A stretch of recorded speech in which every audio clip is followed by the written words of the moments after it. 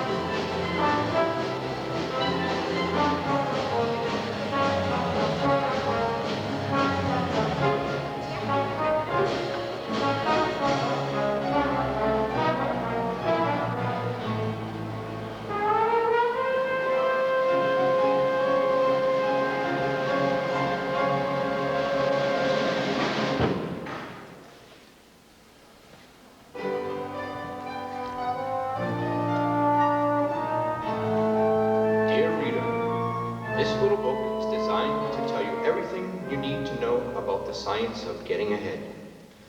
Now let us assume you are young, healthy, clear-eyed and eager, anxious to rise quickly and easily to the top of the business world. You can. I can. If you have education and intelligence and ability, so much the better. But remember that thousands have reached to the top without any of these qualities. Just have courage and memorize the simple rules in the chapters that follow. If you truly wish to be among the lucky golden few, you can. I can. How to apply for a job, how to advance from the mailroom, how to sit down at a desk, how to dictate memorandums, how to develop executive style, how to commute in a 3-button suit with that weary executive smile.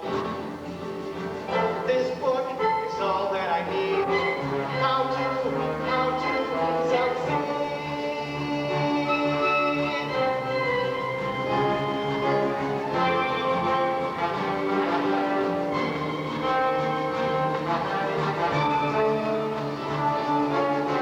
How to observe personnel. How to select who to lunch with. How to avoid petty friends. How to begin making contact. How to choose the right company. Before applying for a job, make sure you have chosen the right company. It is essential that the company be a big one. It should be at least big enough so that nobody knows exactly what anyone else is doing. Say, Joe, I've got a complaint from our dealers in Cleveland about that last shipment of wickets. They only got half their wickets. They ordered 300,000. I know, Mr. Jackson, but they wanted 2-tone wickets, but we ran out. Ran out? What is this, a hot dog stand? Look, we're supposed to be the largest single producer of wickets in the world. Take it easy, Mr. Gax. There was a problem in our eastern plant. A breakdown. Well, get on the ball. I want to keep Cleveland wicket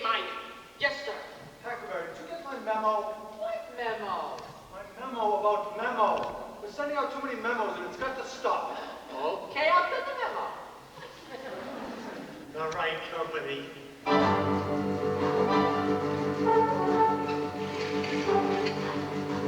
This book is all that I need. How to succeed.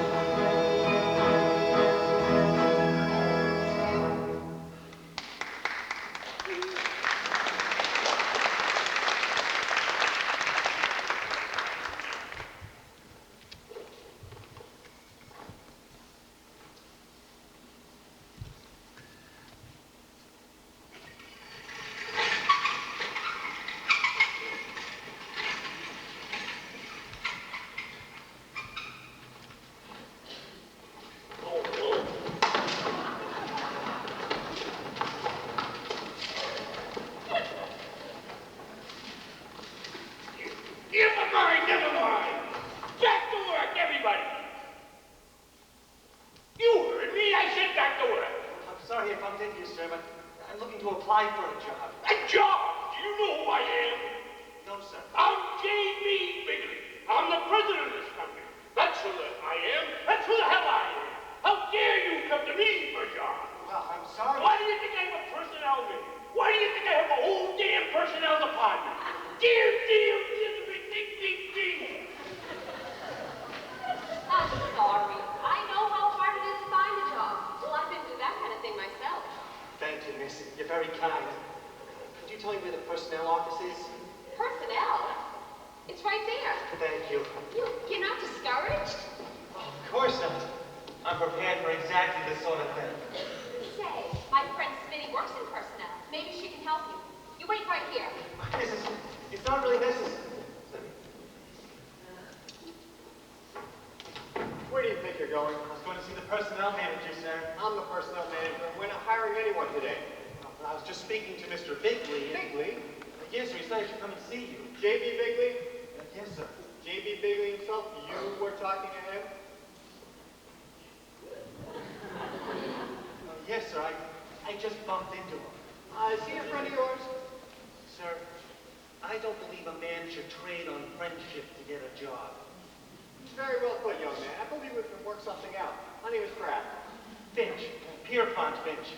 Say, maybe that ought to be J. Pierpont Finch. As a matter of fact, sir, it is. Oh, well, step into my office. Good God, Rosemary, you should at least let me finish my Twinkie. This is important, Smitty. I know you can help him. Well, where is he? How would I know? He must have gone into Mr. Brad's office.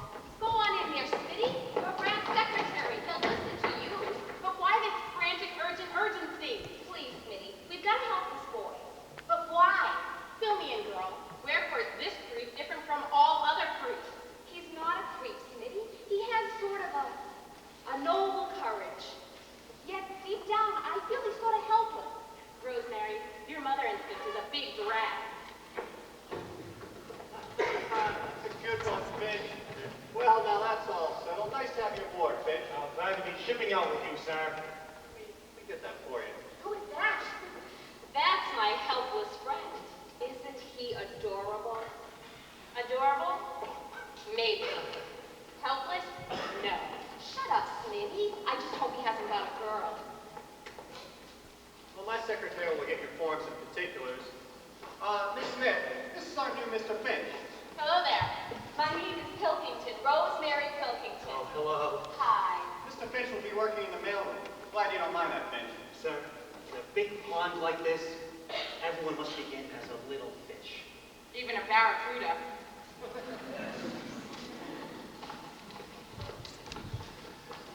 Say, Bob! Were you guys in the mailroom sent out those wicked catalogs yet? I don't know. I'm going to lunch. At 11 o'clock? Why? Because I'm the boss's nephew. Oh, Bud. This is Bud Crumb, Mr. Bigley's nephew. This is Mr. Finch. He'll be working with you in the mailroom. Hi, Finch. I'm Bud From, J.B. Bigley's nephew. Oh, how you do?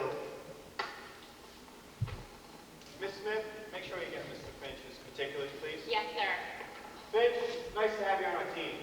Glad to be playing with you, sir.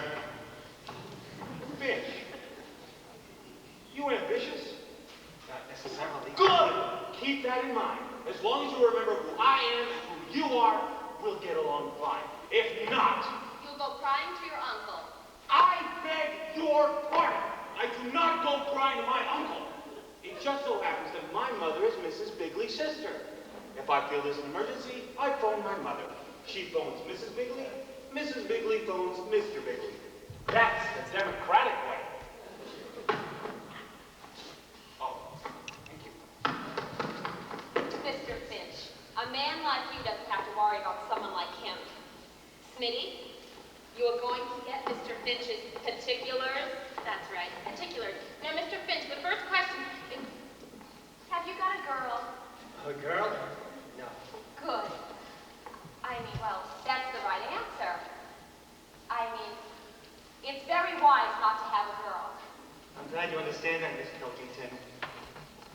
Some women wouldn't.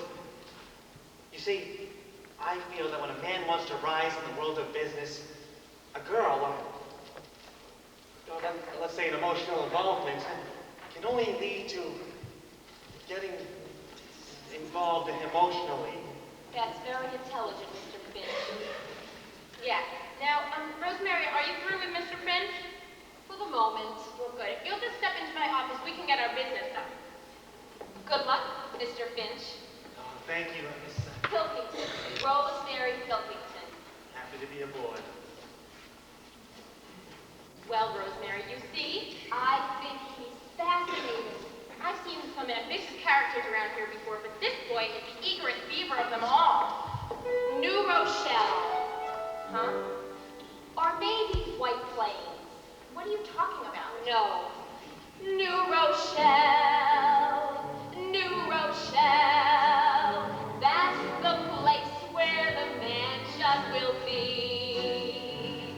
For me and the darling, bright young man I picked out for marrying me. He'll do well, I can tell.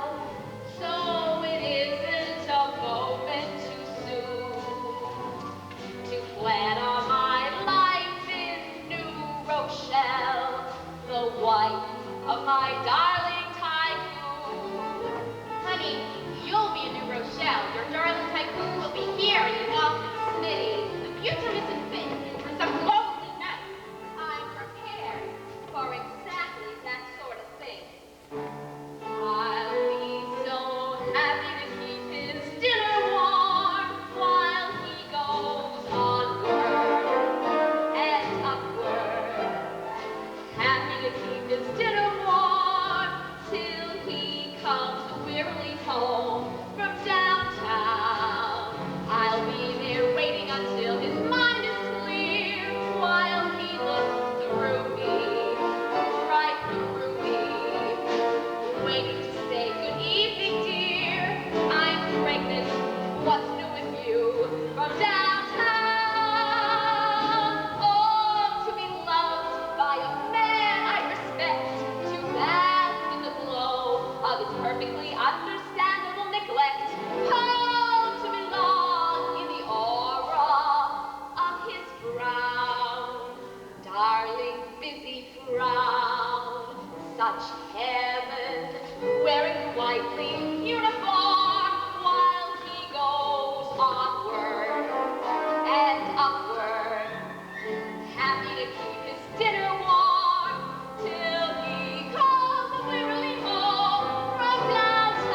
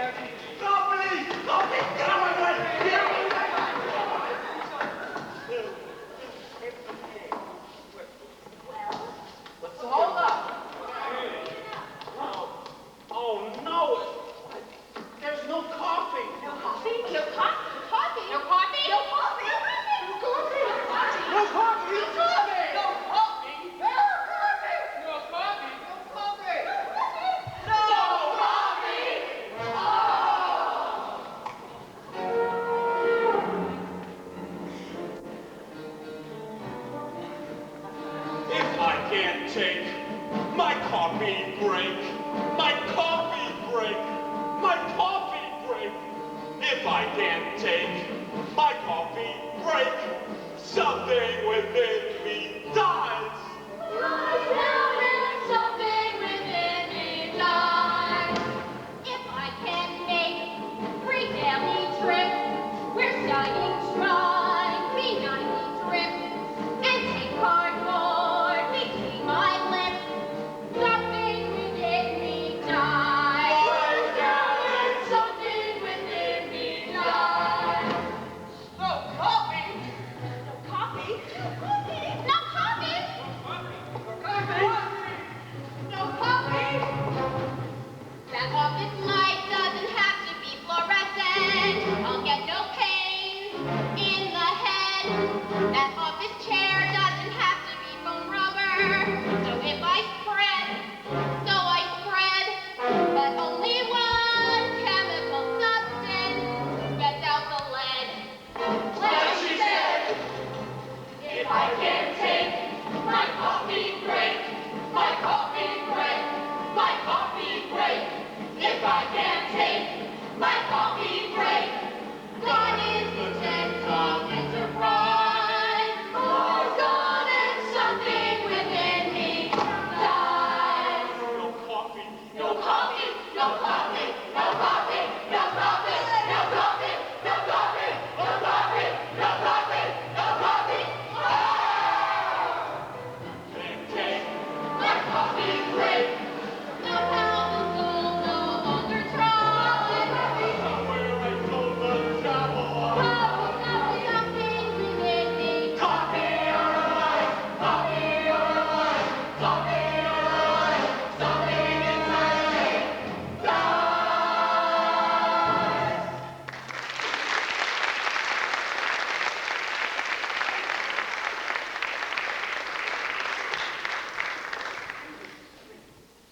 What's that? Coffee! Wait.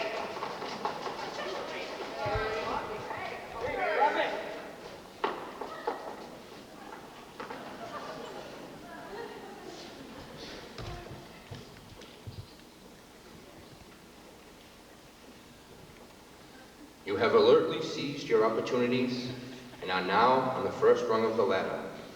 You are working in the mailroom. One word of caution about the mailroom. It is a place out of which you must get. Some of your rivals will not have the knowledge of this knowledge, but you are forearmed. Do not get stuck in the mailroom. Plan to rise. Finch, what are you doing? What have you got there? It's the executive mail. Oh, I'll take that. Trying to get good on the inside, huh? Well, believe me, it won't do you any good. Well, I'm merely trying to do my job. The executive mail is my job. Finch, if you have any idea of climbing a ladder around here, the view's gonna get awfully monotonous. Every time you look up, you'll see the seat of my pants.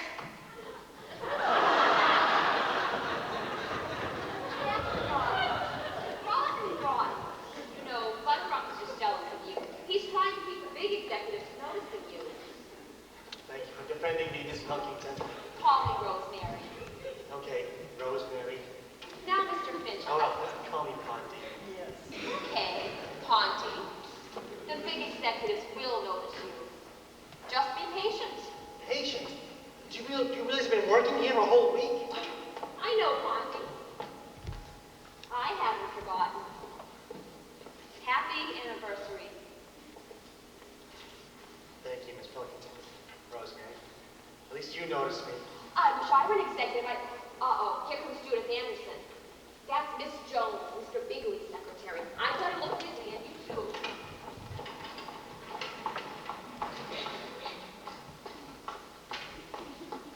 Pardon me, ma'am. You should be wearing this. It goes with your hair. You man! You just want me to have this flower. You don't know who I am. Oh, that doesn't matter. All that matters is that flower seemed to cry out to be born by you. You man! I'm Miss Jones, Mr. Bigley's secretary. No, you can't be. Well, me, Miss. You just can't be. Why not? Well, from Bud, from It's just that, well, you're not a frightening person. Thank you. As a matter of fact, it's not on my place to say so, Miss Jones. I think you're a very attractive person, no matter what Bud Trump says.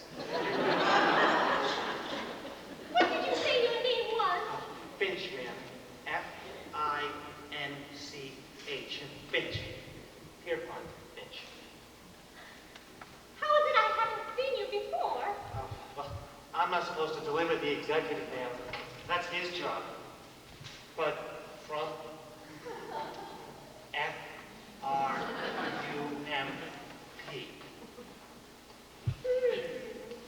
Well, thank you very much, Finch. You're a very interesting young man. Thank you, Miss Jones.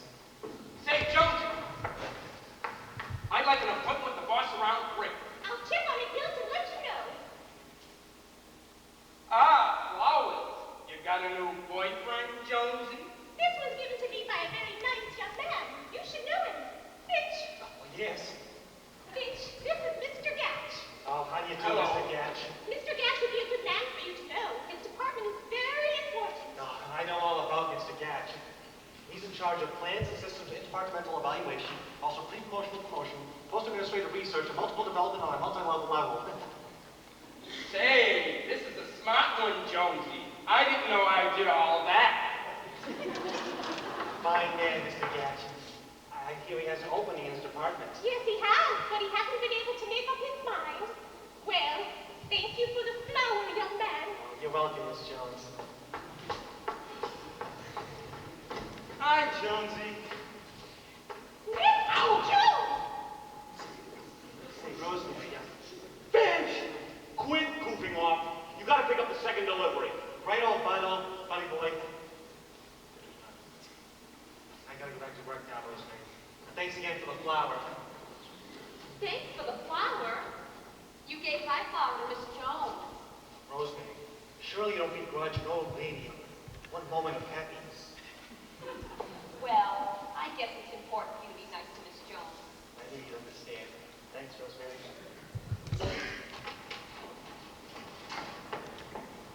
Well, Rosemary, how are you? Smitty, I don't know. He's Smitty. What's the opposite of a sex maniac?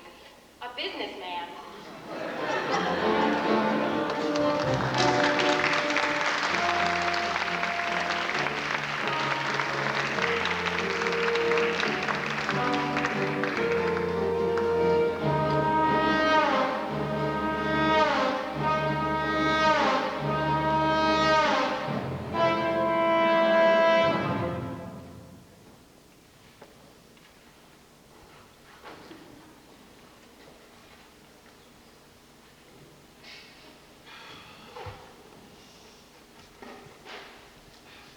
Hey, yes, hello. Could I have an outside line, please? No, this is not a personal call. I'm calling my mother. Thank you. I swear when I'm running things around here, I'm gonna clear out the whole... Mother! Bud. Yes, I know I left without my sweater today. It's warm out. No, listen, Mother. I have something very important to tell you. There's gonna be a new head of the mailroom, and I want the job. So you gotta call Aunt Gertrude and tell Uncle Bigley. Yes, I know I'm second in line for it, but there's a new fellow working here who's got me worried. Oh, you know the kind. He shows up on time, never goes off, he's polite. You know, a real brat.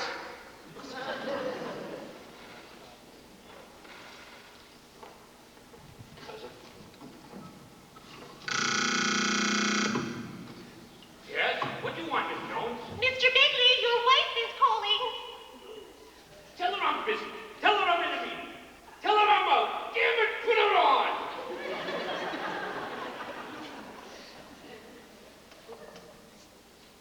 Hello, Gertrude.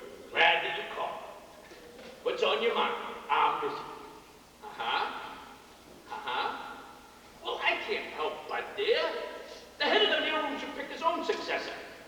I can't change signals in the middle of a play. It would upset the whole team. If I interfered, that would be nepotism. Nepotism! That's when your nephew's a goddamn fool! Well, I'll see. Damn it! Miss Jones! Yes, Mr. B. I told you that speaking to my wife upset me.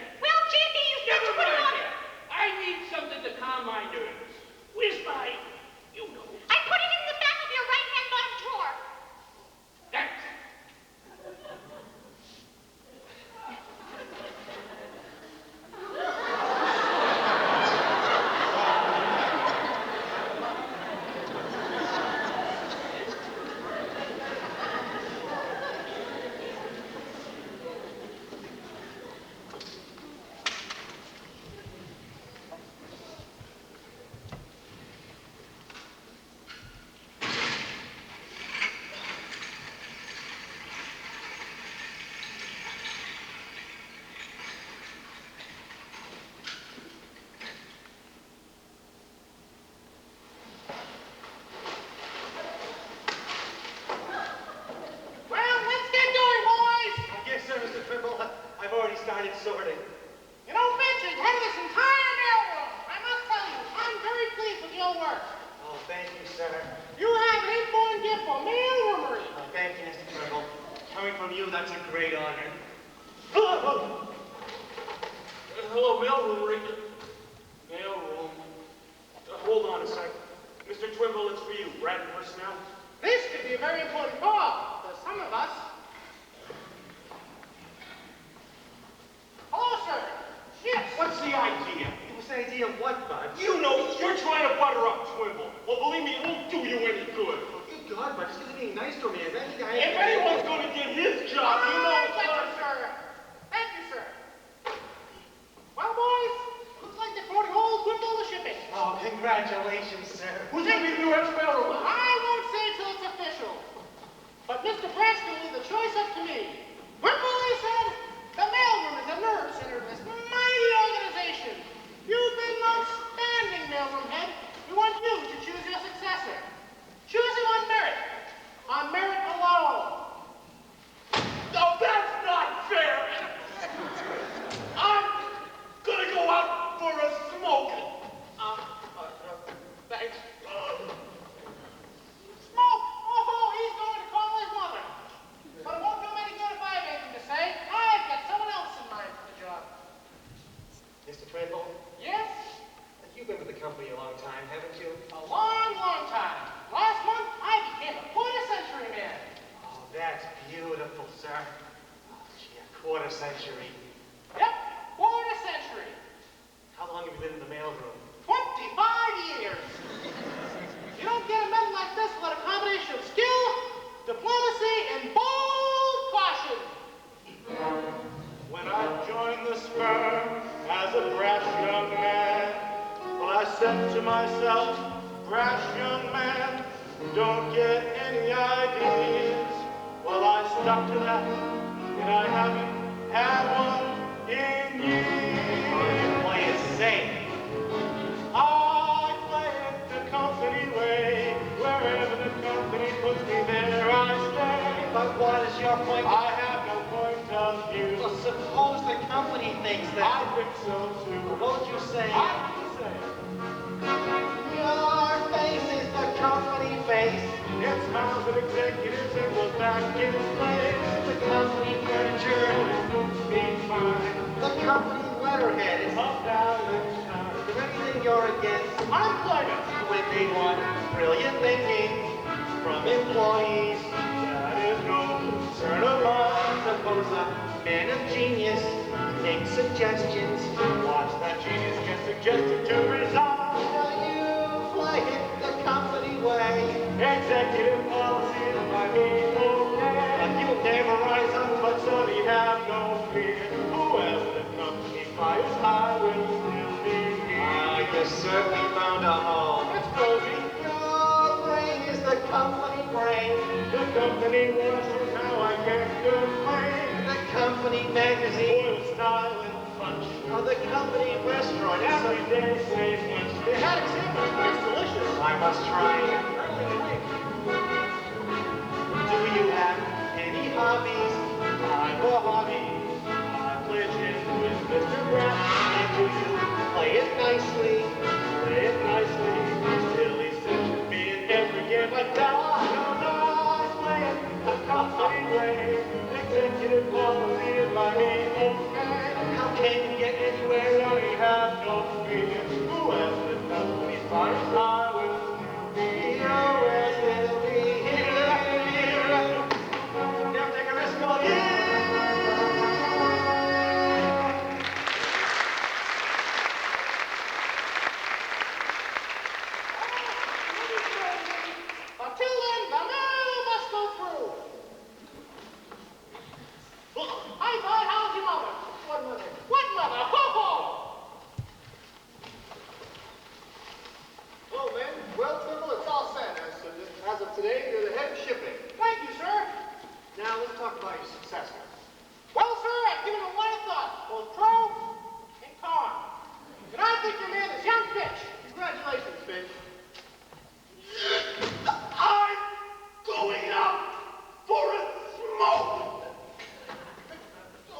what I can't accept. Are you turning this job down?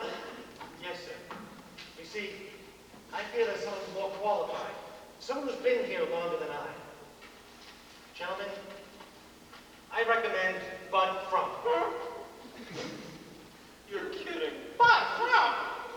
This is something, surprise, surprise. I'm gonna call my mother and tell her. I don't understand. Mr. Twiggle, let me explain. Knowing you has taught me a lot.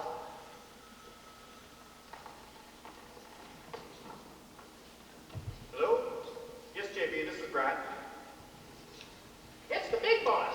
Oh, I understand your problem, JB. Actually, we have picked someone else. But it's all right, JB. That young fellow has decided to turn the job down to Bud. I think Bud is better qualified. No, he's not out of his mind. He was just explaining when you called.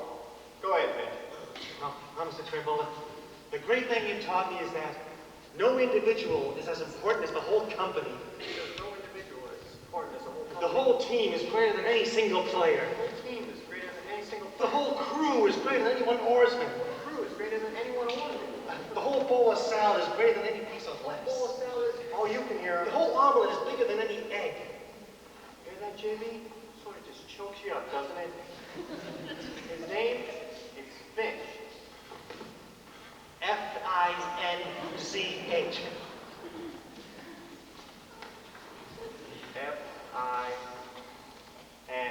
F-I-N-C-H. Yes, JB, I'll keep an eye on him myself. Right, JB, see you later. Well, Finch, you got me off the spot with Mr. Bigley. Oh, glad to help, Mr. Brand. Wimble, good luck to you. Thank you, sir. Mr. Trimble, Yes? shouldn't I be delivering these letters to Mr. Gatch? Catch? Gatch. Gatch. Gatch. Say, Mr. Gatch is looking for a junior executive in his department. He is? Yes, I'll talk to him about you. Me? A junior executive? Yes, your thoughtfulness and generosity may have proven to be a very good thing. By George, ethical behavior always pays. Miss Finch, you did a very wise thing. That's not important. I did what was right. My mother was very happy.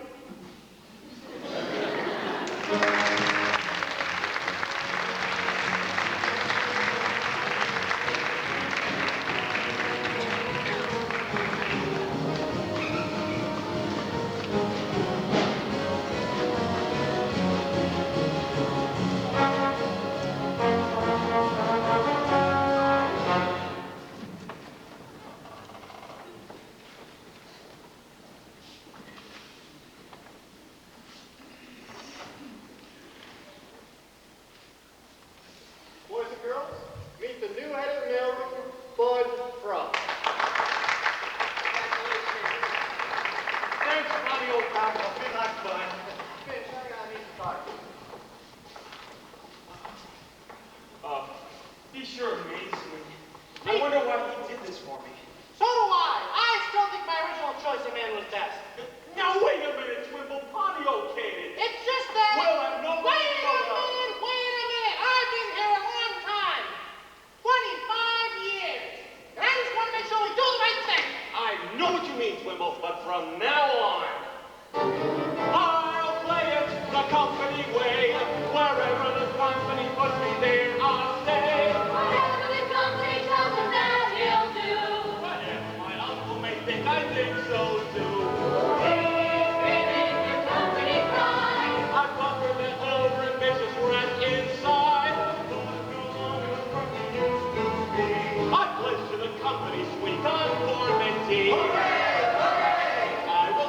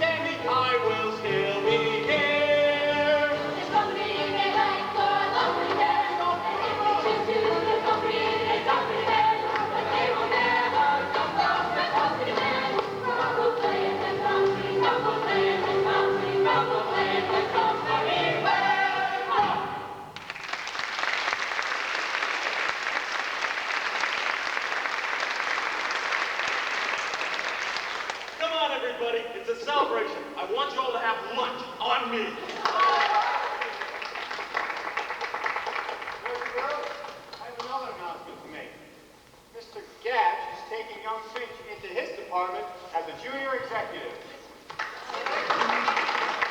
Wait a minute! That lunch, it's Dutch. In fact, it's canceled. Oh, Mommy! No!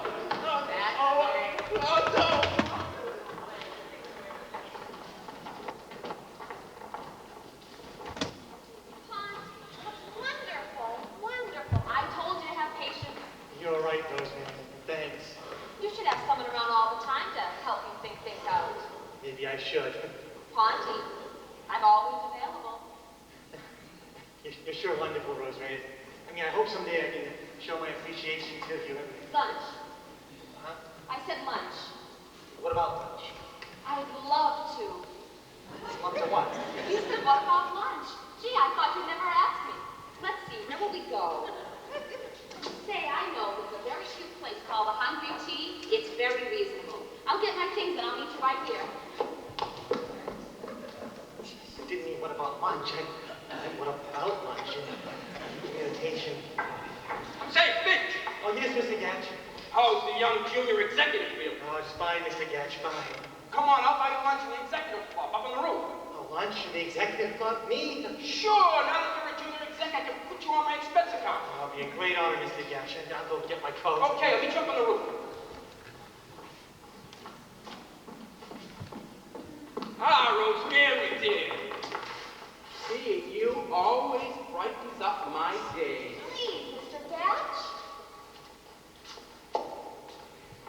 I've got to stop reading Playboy. Oh, Rosemary, I got a surprise for you. And Mr. Gatch is taking me to lunch. To lunch? Yeah, how do I look? You look fine, Ponty. Just fine. You have a good time. Thanks, Rosemary. If you have followed the simple instructions exactly as outlined, you should by now be a junior executive. Congratulations. Nothing can stop you now. Happy to keep this dinner warm till he comes wearily home.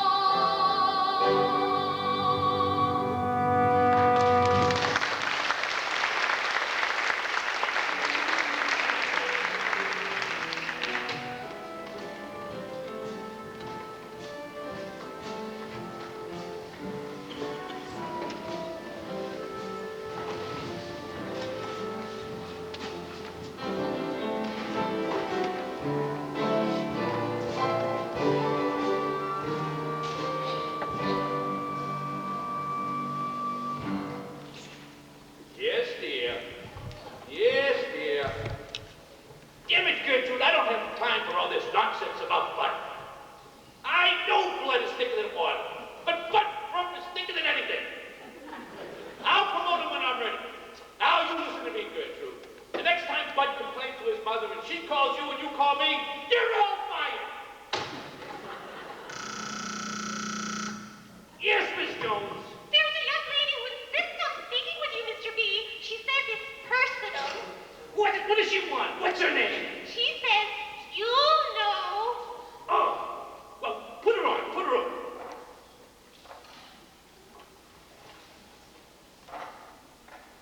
Hello? Now, you knew I wouldn't forget. I'll take care of everything. One more. Miss Jones, give me Brad and personnel right away. You be here in the morning. Fine. Bye. Hello, Brad? JP. I'd like you to do me a favor. Wonder if you could find a spot for a young lady who wants to be a secretary. She's an old friend of the family. Her dad was a classmate of mine at Old Ivy. She's a bright girl, got a good head on her shoulders. Her name's LaRue, Hetty LaRue.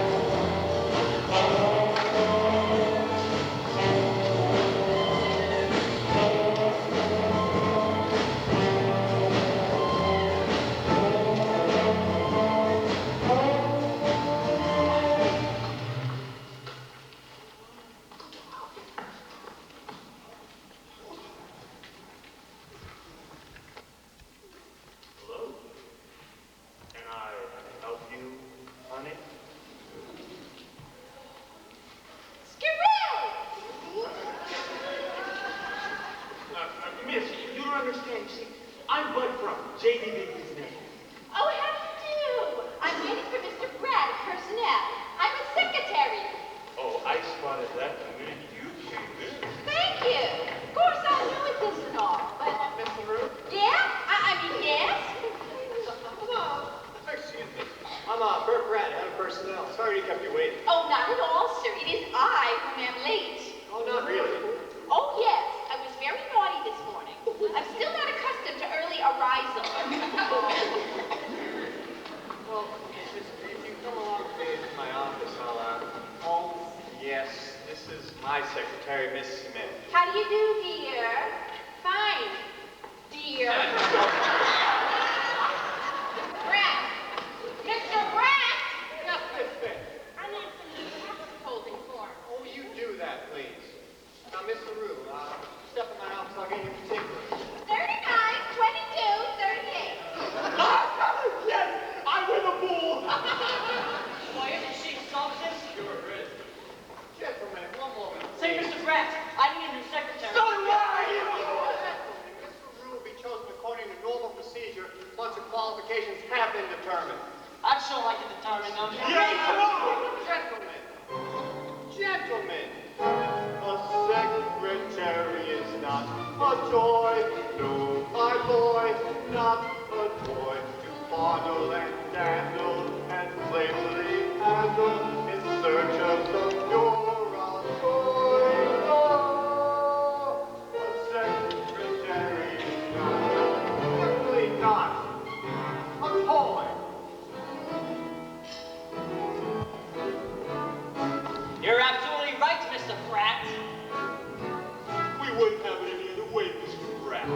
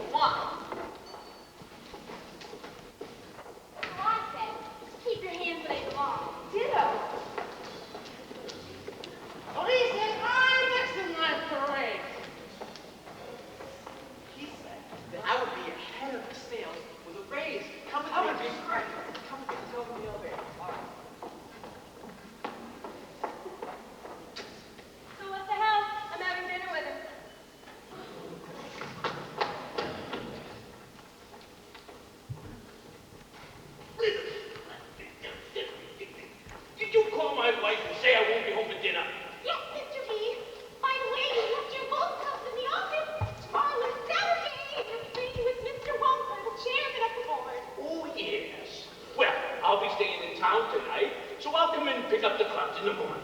And you asked me to remind you about your College Alumni Association. Oh, yeah. Well, send them the same check.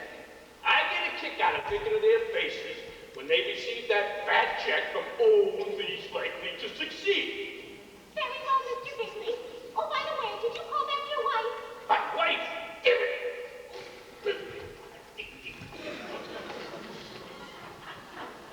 Oh, Miss Jones. Hello, Conti. How's the young junior executive? Oh, just fine, Miss Jones. Thanks for the helpful advice I've been getting from you. Well, I'm glad our little talks have proven valuable. They sure have. Oh, by the way, good luck tonight. Good luck. Oh, in the bowling tournament. Well, I hear you're the best bowler on the ladies' team. How sweet of you to be interested in a thing like that. I'm fascinated in the hobbies of people I like. Say, would you like to come watch us bowl tonight? Oh, I'd love to. But I should go to bed early. I'm working tomorrow. On Saturday? No one around here works on Saturdays. Conti, you're a very unusual boy. You'll go far. Oh, Miss Jones, that means a lot for saying that. Because you're Mr. Bigley's secretary. He's the man I most want to emulate. Oh, he's so thoughtful and capable. Why, I just heard him remembering to send a check to his old school. To Harvard, isn't it? Harvard? Don't ever let JB hear you say that. He's a groundhog.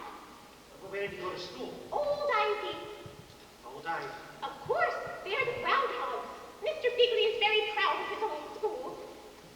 Well, good night, Conti. Good night, Miss Jones. Don't work too hard. Oh, don't worry, I won't.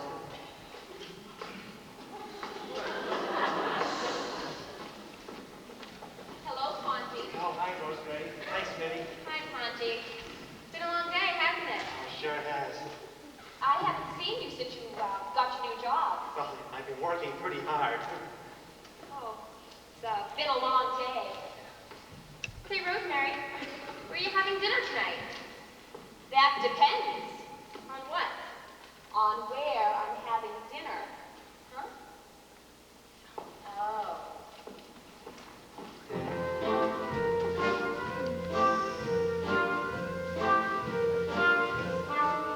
Well, here it is, 5 p.m., the finish of a long day's work, and there they are, both of them, the secretary and the clerk.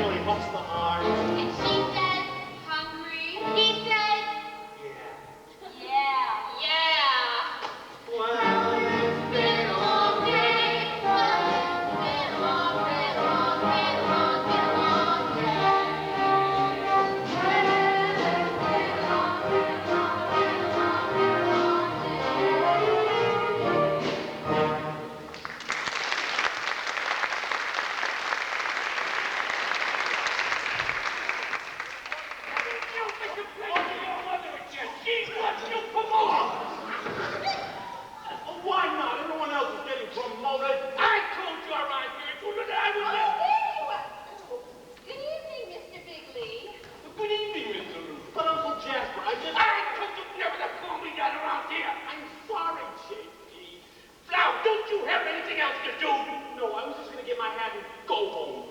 Good.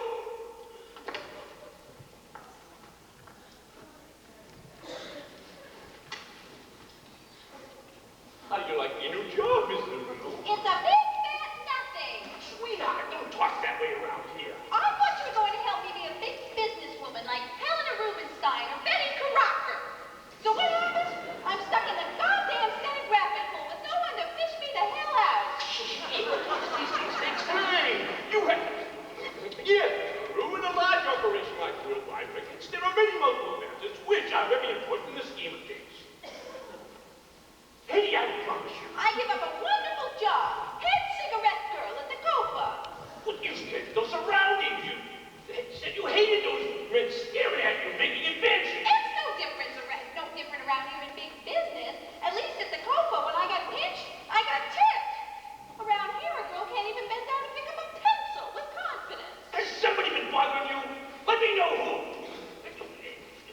Yes, in a large operation like Worldwide Passes, there are many multiple wickets. Oh, it's you. Oh, I don't care about that. Look, you did not keep your part of my bargain. Sweetheart, I read every word. Tell you what, I'll meet you at your place in 10 minutes and we can talk it over. No. With Angel. Yes, in a large operation like Worldwide Multiples, there are many wickets.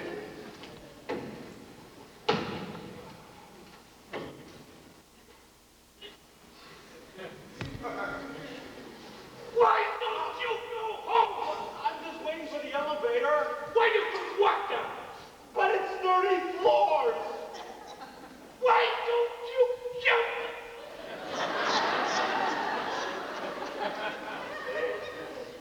Quite an attractive girl, Miss LaRue. Oh, yes.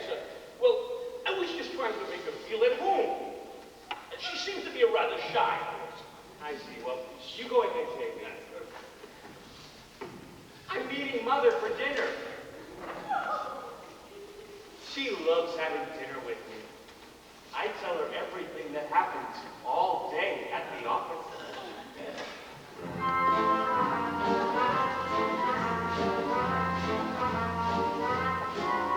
Now he's thinking, It could really put me through hell. and she's thinking, The kid could even name no hotel. now he's thinking, I wonder if he dare. and she's thinking, There's black tail in the air. and he says, It's a holdup. she says, Down. Wait a minute. Okay, you're promoted. well, it's been a long, been a long, been a long, been a long day. Well, it's been a long, been a long, been a long, been a long day.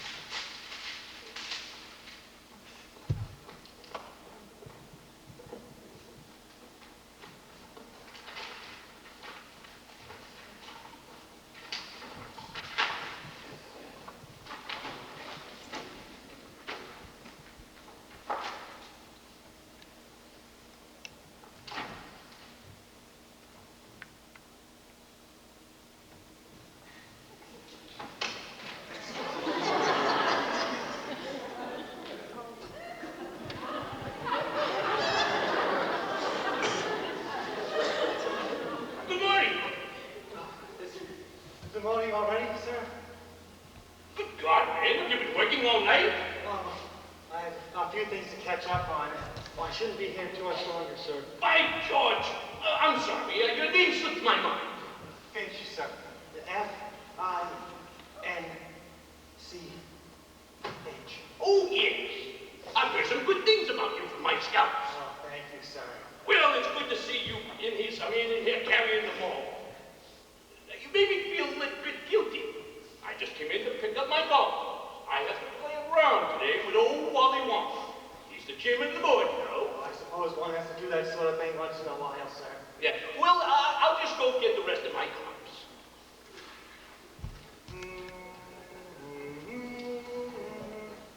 What's that, young? Was I humming, sir? You were humming the old Ivy fight song. It must have been unconscious on my part, sir. What, did you go there out where you're a groundhog? Well, sir, Come on with it, boy, just say it.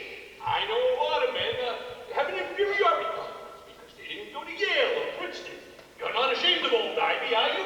No, sir, not a bit. That's the groundhog spirit. I should have known you were old Ivy. What year? Finch, what year did you graduate? Oh, sorry, sir. I was thinking about the big game today. Sorry you had to miss it. We're playing the Chipmunks. Oh, yes. Well, I can't get up there either. I hope those damn chipmunks don't give us too much trouble. Oh, I think we can take him, sir. Chernowski's knee is feeling much better. Oh, yes, Chernowski. With him, the team's morale should pick up. He's the dirtiest player we've got. Yeah, although we won't be there in person, sir, we'll be rooting for him, right? Right. Groundhog. Groundhog. Stand, old Ivy, stand firm and strong. Stand, old Ivy, hear the cheering throng.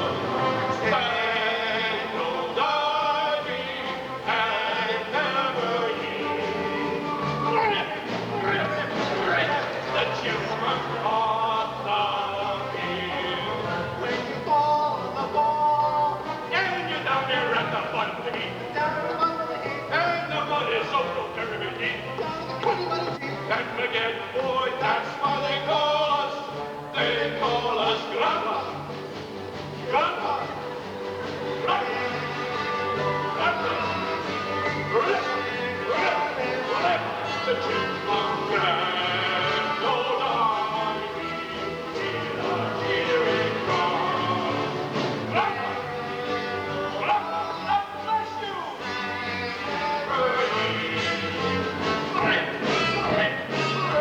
The chipmunk on the field.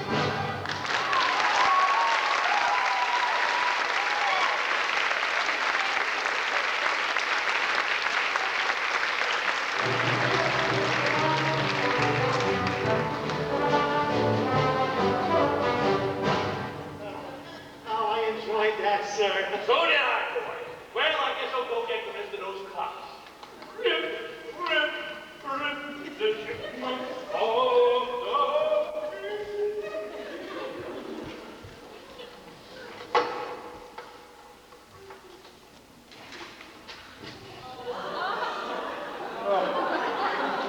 What's that guy? 6, 7, 8, 29. I just wanted to finish this row, sir. I know it may look silly to you, sir, but I've always found that knitting helps me think more clearly. Well, I'll be damned.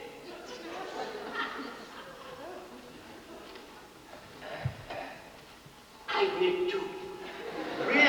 Yep. Helps calm my nerves. I've been doing it for years. Nobody knows except for my secretary, Miss Jo. You know her. Yes, I bet her. What's that going to be? Well, I thought maybe that I'd make a sock. Sock? I've never made one of those. How do you like this? Oh, that's beautiful, sir. I made the covers for those golf clubs. See? Popcorn stitch.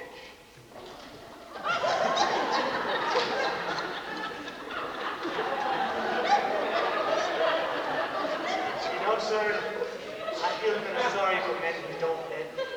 They lead empty lives. I like the way you did, Finch.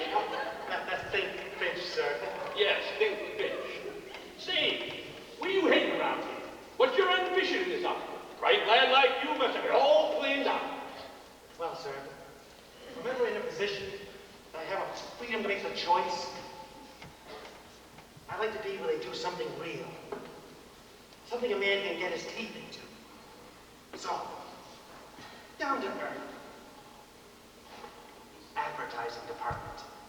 Advertising? No, I wouldn't want that for an old classmate of mine. It's too tough.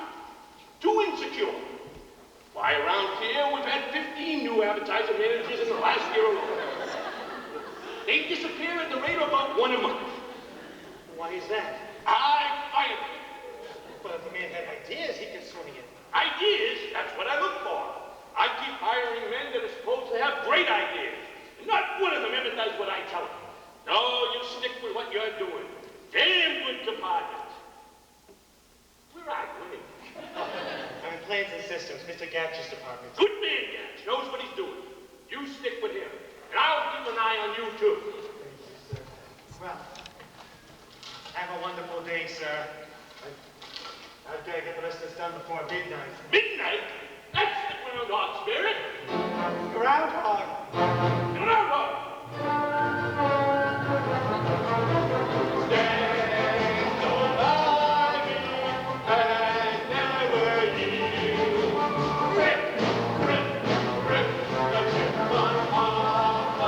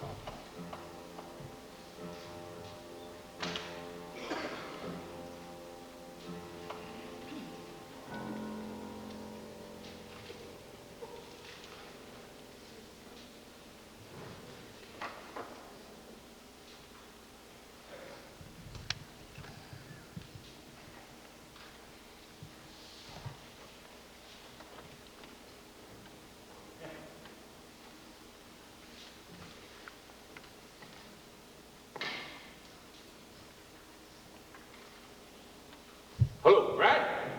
This is JP. Yes. What do we do? How come we're working that guy so hard? Finch. F-I-N-C-H. Well, I want him to have a new office. Best you have available. All right. Not too fancy. I don't want him getting any ideas. Your first office, Conti. It's beautiful. Well, it's not bad considering it. I was going to ask for my name on the door, but I decided not to because there's no door. Conti, it's beautiful. I can only stay a minute. I just wanted to tell you, I had a good time the other night. Oh, me too. The conversation was very... Well, I guess I talked the whole time. I liked it, Conti, but just one thing. About what happened later, I mean when we said goodnight. It was our first date, and, well, I don't want you to get the wrong impression of me, but, well, I guess it's natural for a fellow to try to get a little fresh with a girl and make a pass at her, but you didn't do anything. I had to wake up early. You see, Sir? Miss, may I help you? It's the room, honey. do for you, Miss LaRue? A secretary was ordered to be assigned to you. I'm your assignation. You didn't tell me you were getting a secretary. I just found out myself. Well, happy dictation, Ponty. Bye. Miss LaRue, please have a seat. Thank you. So, Miss LaRue, I'd like to be able to maybe go over... Oh, just call me Hetty. Well, I think that perhaps in a business relationship You're like... cute. Excuse me. Choosing a secretary can be fraught with peril. Take a good look at the young lady who has been assigned to you. If she is so attractive that you feel things are too good to be true, be very careful. It may be that one of the big men in the company is interested in her career. There is a simple test for this. Check on her secretarial skill. The smaller her abilities, the bigger her protector.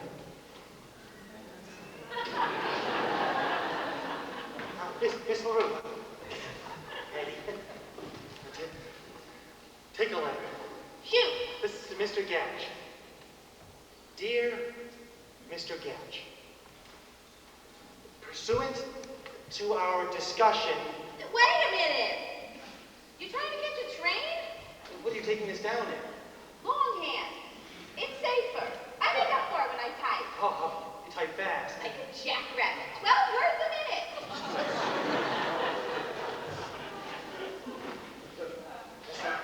Eddie? What the... What was your last position? I was in the tobacco business. But then Mr. Bigley... Mr. Bigley? Well, he got me interested in wickets, so I matriculated myself into business school, and well, here I am. Yes, you are, aren't you? Go ahead, dictate some more. I'm gonna like this jazz. Let the letter wait for a moment, Eddie.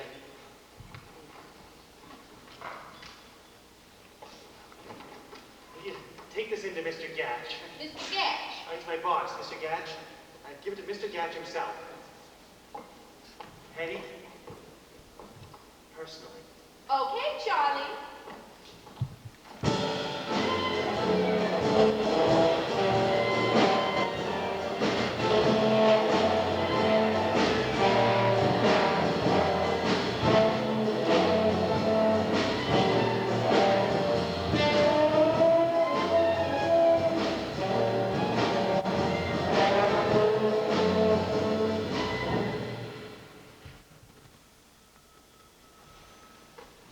Hello, Mr. Gatch's office.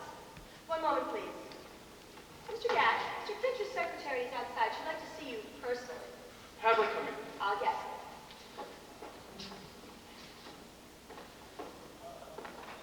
Mr. Gatch? Yes. I'm Mr. Finch's secretary. He asked me to give you this.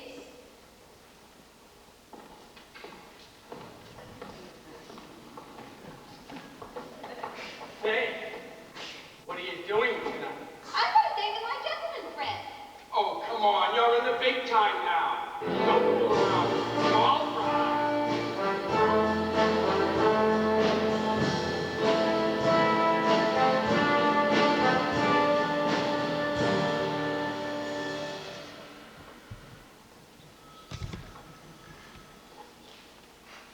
Hello, Mr. Finch's office.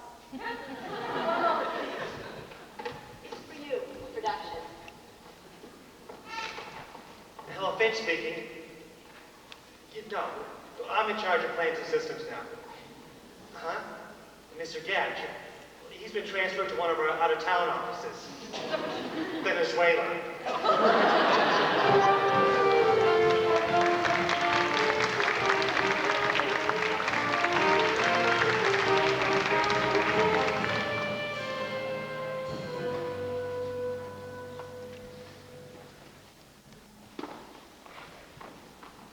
Say, Jacobs, I was just going to call you. Hey, new vice president in charge of advertising. Another one. Who is it this time? A fellow by the name of Ovington. Benjamin Burton Daniel Ovington. BVDO. Yeah, I think that's why JB hired him. Anyway, we're giving a reception tonight. In the executive club on the roof. Gee, I wonder how long this one's gonna last. I don't know, but we're giving him the full treatment. You can invite your secretary. We're inviting the other executive secretaries to act as hostesses. Okay, Brad. B-D-D-O.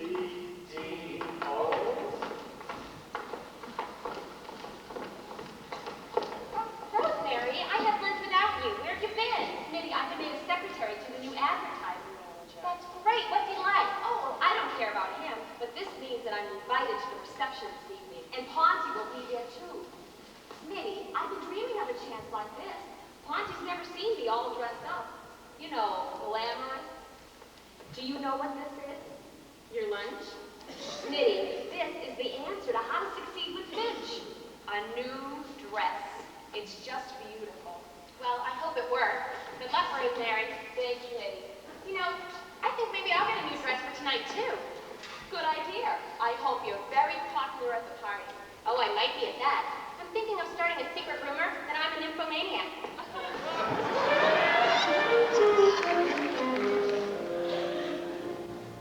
I slipped out this afternoon and bought some love insurance. A most exclusive dress from Gay Paris. It's sleek and chic and magnifique with sex beyond endurance. It's me, it's absolutely me. And why? One guy, this irresistible Paris original, I'm wearing tonight. I'm wearing tonight, especially for him. This irresistible Paris original, all paid for and mine. I must look divine, especially for him. Suddenly he will see me, and suddenly he'll go dreamy, and blame it all on his own masculine whim, never knowing that this irresistible Paris original, so temptingly tight, I'm wearing tonight, especially for him, for him. For him.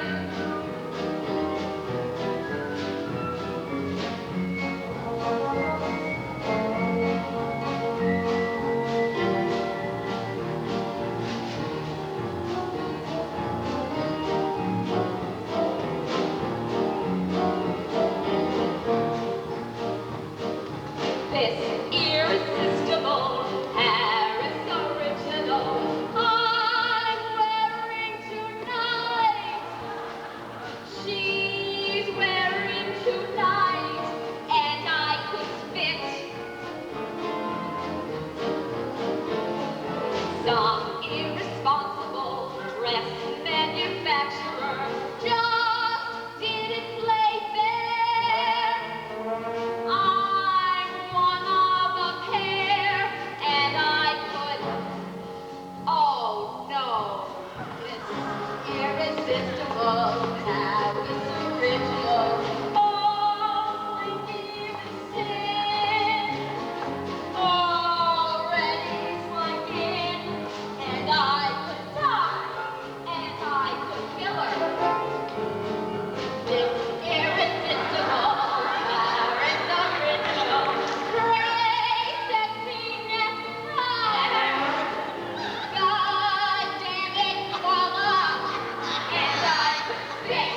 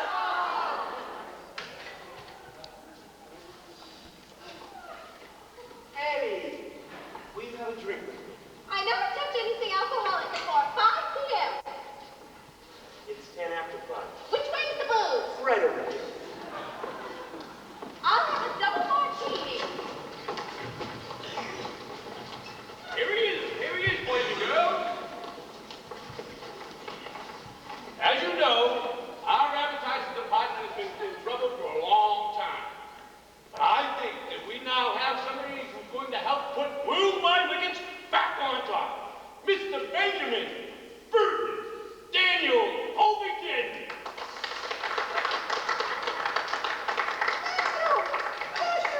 Thank you, boys and girls. I'm proud to be a member of the Wide World Wicket Club. Worldwide Wicket Family. Wicked good. I don't know much about making wickets, but I do know about advertising. I can sum up all my advertising theories in one sentence. You nuggets know what a slap sucks. Good sound thinking. It's pretty more I have to say. Benjamin Burton Daniel Ovington. What the hell kind of name is that? And further, I'd like to say, Say, Bud. You call this a double martini? There's only one olive in it. it's pretty more I have to say. But JB says for you to take Miss LaRue home. She's, not feeling well. I'm feeling fine. Oh, you feel terrible. Hey, Richie, let's dance. Everybody dance.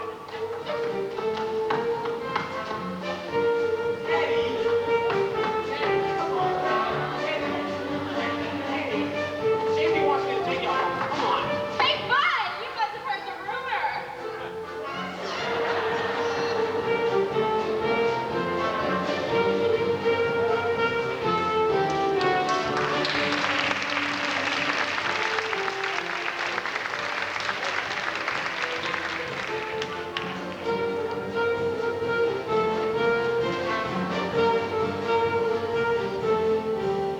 Wow, that elevator made me dizzy. Come on, Eddie. What I need is a shower. No, JB wants me to take you home. I'm going to JB's office. He has a private shower. I'll take a shower and then come back to the party. Okay, Eddie, have a nice shower. Thanks, Bud. You know, you're cute. Not as cute as Finch, but you're cute. Not as cute as Finch.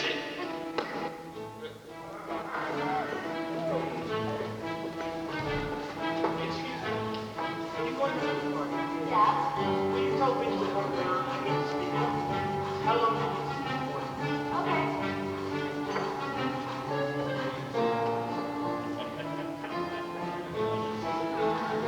Oh, sexy Eddie is up there taking a shower. And I gathered something up my sleeve. And little old Finchie is going to get kicked out on his... Hi, Vincey. What's this all about, Bud? Finch, JB wants you to go to his office. He'll meet you there. I just saw him. He didn't say anything. Oh, he probably didn't want to say anything in front of Ovington. You know how it goes around here with advertising managers. Well, Bud, you don't think your uncle's No, I considering- don't know anything. I only know I was told to tell you to go to his office. Well, I haven't seen his office anyway. Thanks, Bud. You're welcome. Now to get my uncle.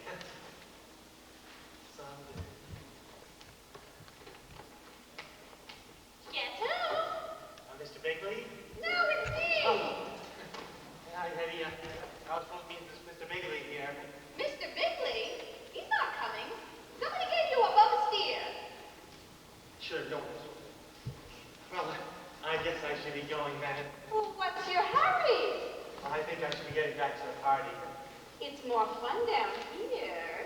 I think I'd better. You're anxious to get back to that Rosemary, huh? Are you stuck on her? Oh, Rosemary? Oh, she and I are just good friends. That's very sensible. An up-and-coming young chap like you should be tied down. I've been watching you, Buster. You're going places. Venezuela.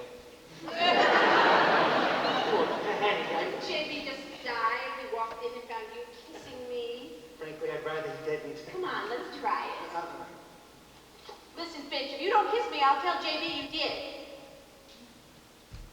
Okay, but just once.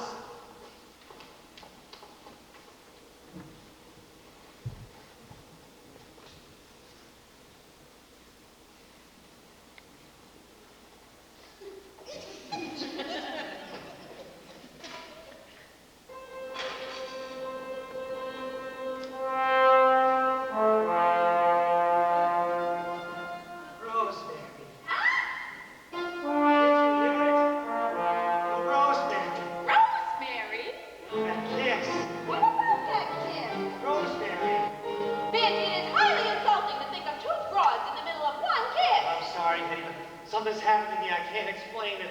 Bitch, you are in love. That's it. It's in love.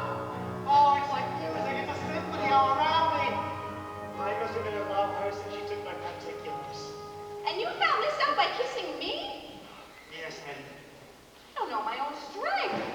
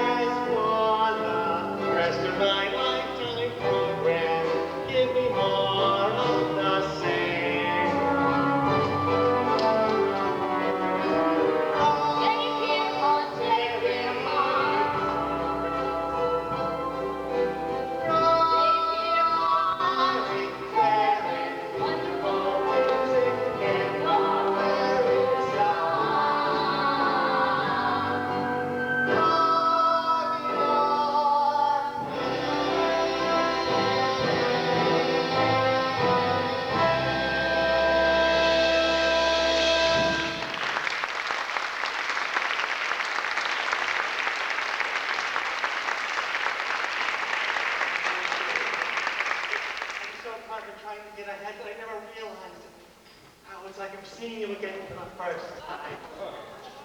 And I'm seeing you for the first time. You have on 2 different kinds of lipstick, mine and hers. Rosemary, this is very easily explained, but you don't understand. Yes, I do. Well, don't let me keep you. Go on. Go back to making love to her. Kiss her again. Take her home for the weekend. I don't care.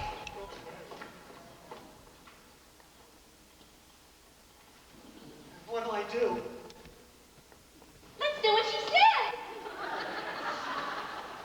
Uh-oh. Get back in here. I have nothing to hide.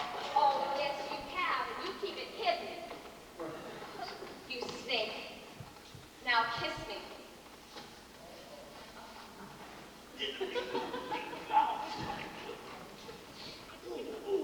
I'm sorry, I thought, It's my fault, Mr. Bigley. I insisted that Mr. Finch show me your office. I see. Well, actually, I just came in to wash up. Excuse me.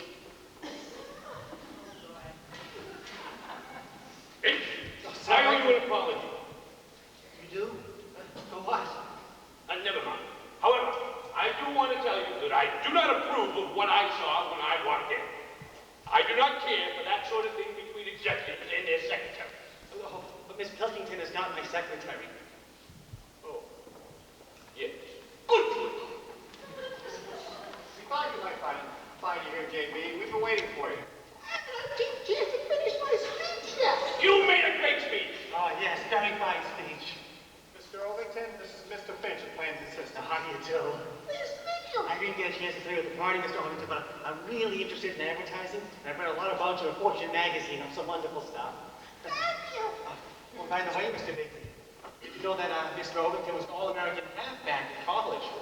Is that so? Where did you play, Ovington? The greatest little college in the world. Northern State. I shipped up. That's right. Chipmunk. Did you see? Ovington, I am not a bigot. I've hired them from all colleges. Tigers, bulldogs, trojans, beavers, gophers, but never a chipmunk. Your resignation is accepted.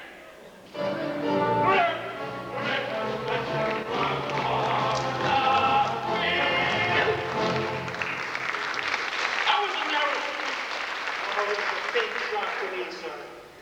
Well, it's a good thing you're on the ball when it comes to advertising, Finch. Say, JB, what are we going to do for a new advertising manager? Finch, maybe it's fate that you should be here at this very moment. You've always wanted that rotten job. You think you can handle it? I don't know, sir. If there's one thing I admire in a man, it's humility. Finch, I'm making you vice president in charge of advertising. Oh, me? A vice president? JB, Finch is bright and all, but I don't think he's fun. I like him. I like him. I think we've hit on something here, Brad. This guy is loaded with great ideas. Well, tell us some of them, Finch. Well, I haven't had time. Come on, Finch, tell us some of those ideas. Well, the thing is, sir. Put up or shut up, son. Well, sir, I'd like to be able Get to... on the ball, or you'll be out of here like a shot. Well, I'd like to give a clear-cut campaign. Now, what the... Say, JB, plans committee meets day after tomorrow. Finch can tell us all of his ideas then. Fine. Finch, you'll have 48 hours to put together an advertising campaign. Better get on the ball, Finch. You're vice president in full charge of advertising.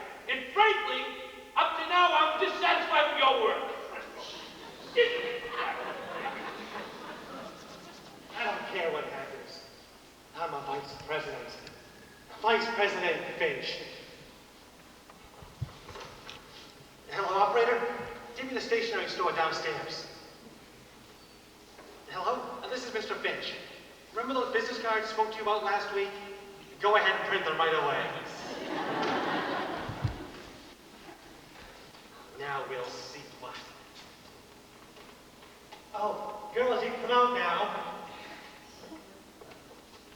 Thanks, Rosemary. Now, Rosemary, I got a surprise for you. I've been made a vice president. Congratulations. Can I be your secretary? I love that, Teddy, but Rosemary, Rosemary's going to be my secretary. I'll go back to the steno pool. Guess I'll have to wait for that bitch until after he's married. Rosemary? I'm going to be your secretary? Of course. And you were Mr. Ovington's secretary. Now I'm in charge of his whole department. And what makes you think I'd be your secretary? I'd rather die. Rosemary, you must. You have to. I'm in charge of advertising now. You know how tough a job that is. I can only do it if I have your help. I need you, Rosemary. You do? Well, in that case, all right. I'll be your secretary. Oh, great. Let's get to work. Just like that? Haven't you forgotten something? Oh, yeah. Hello, operator.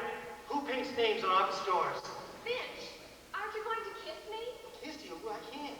Why not? You're my secretary. Oh, wait a minute, Rosemary. Hello, name painter? Wait a minute, Rosemary. Hello, name painter? This is Mr. Finch. I want my name on my door in gold leaf. J. Pierpont Finch. J. Pierpont Finch. Suddenly there is music. All capitals. In the sound of my name. Block letters. J. Pierpont. Rosemary. Vice President. Vice President. In charge of advertising. Where to stop? There must be. All of my There must. program will be more of The usual spelling. J. Pierpont. Remember me, Rosemary. I can't stand it. Whatever happens to Rosemary. When you see a name on your own door, there is wonderful music in the memories. I will return.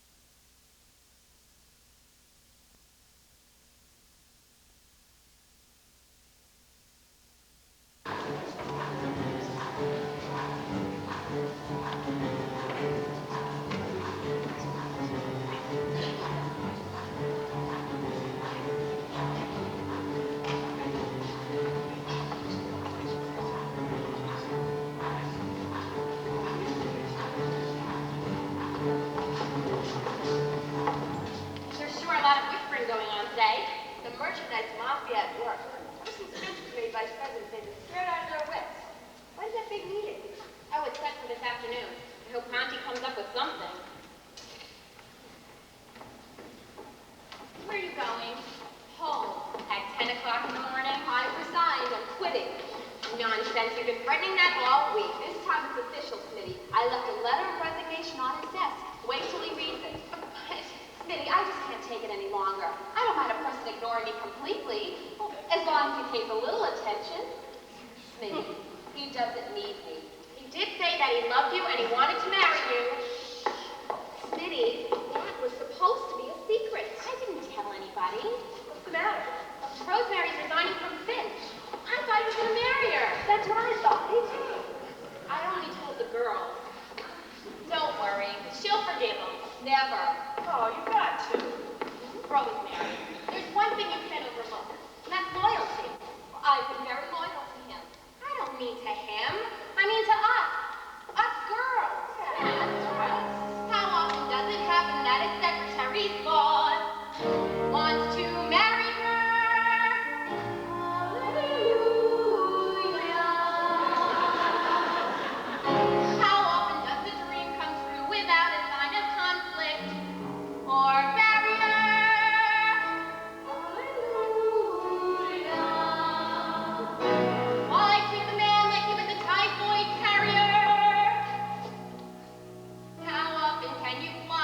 this land of carbon paper to the land of flower chants.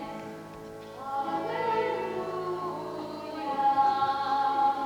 How often does a Cinderella get a crack at the prince?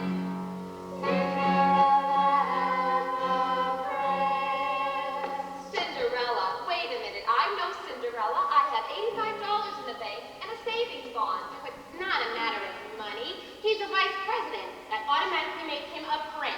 True? True. You're automatically Cinderella.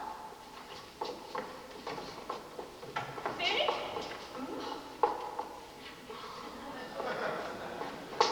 Don't you realize you're a real-life fairy tale, a symbol divine? So if not for your own sake, please, darling, for mine. Don't, Cinderella, darling, don't turn down the prince. Don't rewrite your story. You're the legend of folklore, the working girl's dream of glory. We were raised on your family and we loved you ever since. Don't mess up our major miracle. Don't, Cinderella, don't turn down the prince. Oh, let us live it with you each hour of each day. Onward to goodness, we live in life in a station way. We from 21 to PCA. No, New Rochelle. New Rochelle, PCA. Please. Oh, do not use my nut. Please. Or my carrot phone nut. Please. We want to see his highness. Please. Married to your lowness. I'm you, Cinderella, Sissy Honest. So when you name a happy day, please phone us. Phone us. But don't, Cinderella, don't turn down the prince. Why spoil our enjoyment? You're the fable, the symbol of glorified unemployment. We were raised on you, darling, and we loved you ever since. Don't mess up our favorite fairy tale. Don't, Cinderella, don't. Cinderella, don't. Cinderella, don't. Don't turn down the prince. All right, I'll give him one more chance.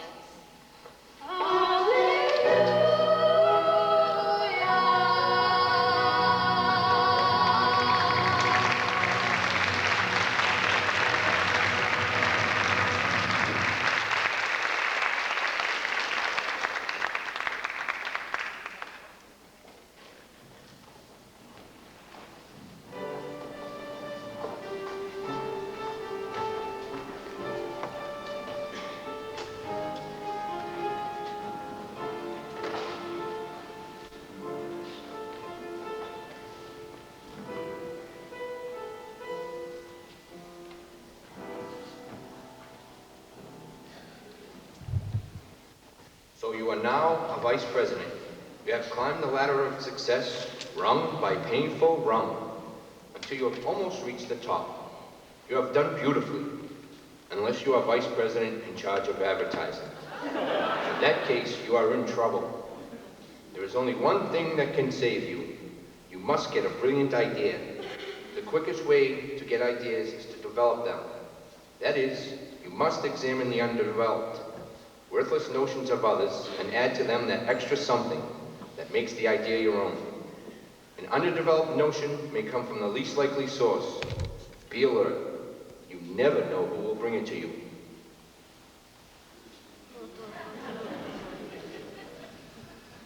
Hi, Bonnie. Oh, hello, bud. I'm sorry, I didn't mean to come barging in, but there was no one outside. Wow. First time I've seen your new office. Quite a layout. My kind of style. But anyway, I suppose you're wondering why I'm here. Frankly, yes. Bonnie,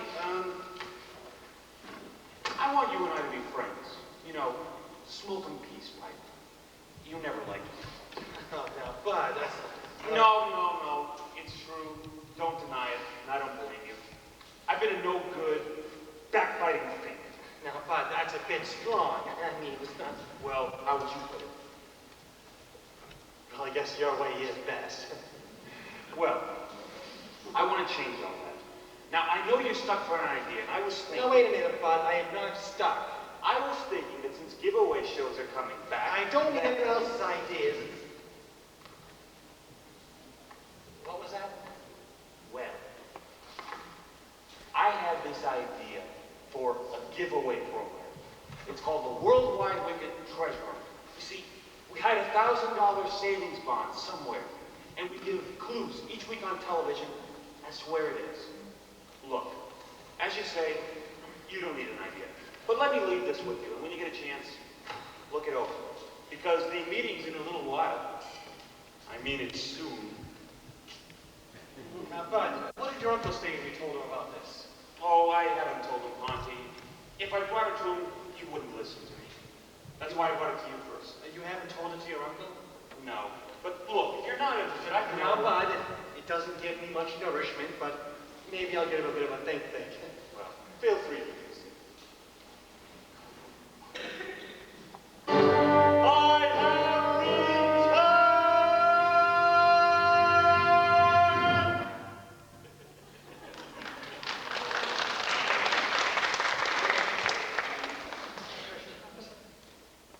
Could be $1,000 bond. This thing needs some sort of new twist. Monty, I'm back. I changed my mind. No, Miss Pilkington. Oh, well, I don't blame you for being cold to me, but, well, I did change my mind. About what? About what I said in the letter. What letter? My letter of resignation. Your resignation from what? The girls south of America. Oh. Don't you understand? I quit. Resigned. Left you forever. Why are you doing that? Because I was hurt, humiliated, ignored, upset. Who did that to you? You. Me? It couldn't have been me. I haven't said 10 words to you all week. True? True. No, good. Now, Miss Pilkington, there's a couple things I Must want... you call me that? Can't you call me Rosemary? No, and I want you to call me Mr. Finch until you're Mrs. Finch. Am I really going to be Mrs. Finch? Oh, come on. I thought that was all settled. I keep thinking maybe you forgot. Well, I haven't. You're going to be Mrs. Finch because we're going to be married. Now, can we discuss serious matters, please? Oh, sure. Now, Miss Pilkington, I think I've finally come up with a new idea for a television program. I'm thinking of calling it the Worldwide Wicked Treasure Hunt.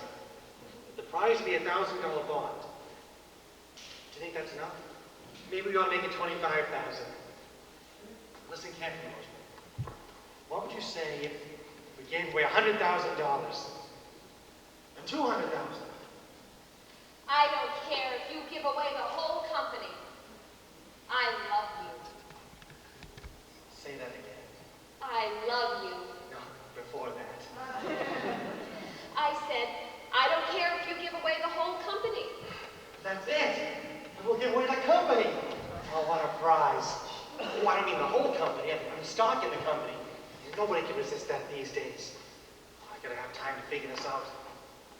I need to see Mr. Bateman. He's gotta give me a postponement. No, I don't see him. Good luck, Mr. Finch. Thank you, Miss Pilkington. Say, what about taking me to lunch? Nobody has to see us. Miss Pilkington. I'm sorry, Mr. Finch.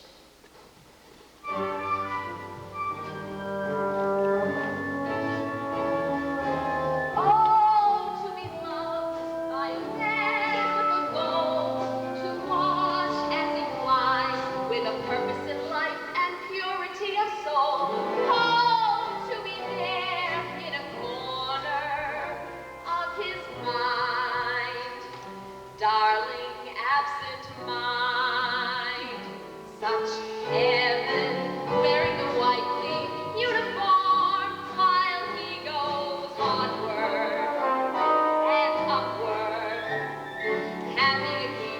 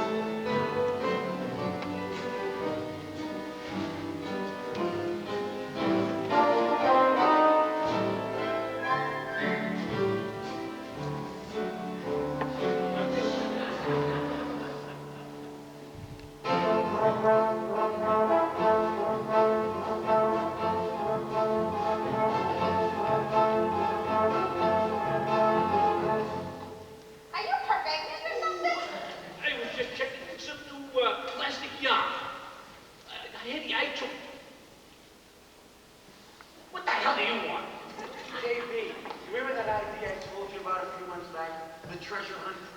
I told you what I got in that treasure hunt. Well, I just wanted to remind you that you didn't like it. Yes, did it? Sweetheart, I told you that during the office today, I can't meet with you. I did not intend to embarrass you. I merely came for a business purpose. Business? Yes, I wish to tender you with my resignation. Your resignation? What are you going to do? I'm going to Los Angeles. I've been offered a very suitable position there. Los Angeles, Henny, you can't. Tell me what this is all about. I just got a letter from a girlfriend. She's working for a big cosmetics firm out there. She demonstrates skin cream. Skin cream? Yes, in all those big, glamorous department stores. And she can get me a job. That's undignified. You can't be running around demonstrating some fake goo. It is not a fake. It's a very fine skin cream called Dermablast. Do you know what it's made from? Please, don't tell me. It's made from shark belly jelly. Oh, I was afraid of that. Hey, you said you wanted a career. What kind of a future is there in shark bellies? More than there is around here. Not a single guy around here will use me as his secretary. They stay away from me like I had an extremely tropical disease. Henny, you could just be patient. No, I've made up my mind. Bon voyage. Well, good luck, dear. Huh? I'll manage somehow. Only how will I spend those lonely nights? You could stay home. I can't stay home. I'm a married man. Oh, you are. Henny, I can't live without you. You mean that? Of course I do. I know I seem to have everything. Old rich J.B. Beakley, old money bags. People come to me with treasure hunts. I spend my whole day talking money. And what does it mean? Nothing. Henny, nothing means anything without you. Now, wait a minute. Don't start getting sincere. That's not fair. Where do I find a treasure like the one from a heart of gold? Ever trusting and sweet and awaiting my pleasure, rain or shine, hot or cold. Well, far beyond all measure, baby, here in my hands I hold. Ah, but where will I find that one treasure of treasure? The love from a heart of gold. I never knew you felt that way. Nobody knows this, but I'm extremely emotional. God damn it! So am I. Where will I find a treasure like the love from a heart of gold? Ever trusting and sweet and awaiting my pleasure. Rain or shine. Rain or shine, Hot or cold. hot or cold. Well, far beyond all measure. Maybe soon in my hands I'll hold. Ah, but where will I find that one treasure of treasure?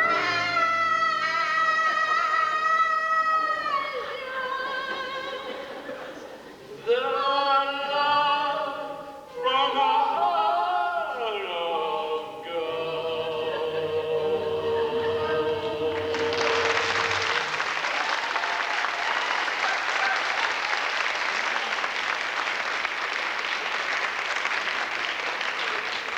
I knew you'd understand. Oh, I do. You know, I have an idea that just might solve everything. What? Why don't I be your secretary? You're out of your mind. I have Miss Jones. Why, but since Miss Jones, I could learn a lot from her. No, you don't want me as your secretary. Hetty, you could just be patient. All right, dear. I'll be patient. I'll give you 24 hours. After that, it's goodbye, Wicked, hello, Dermablast. But Hetty!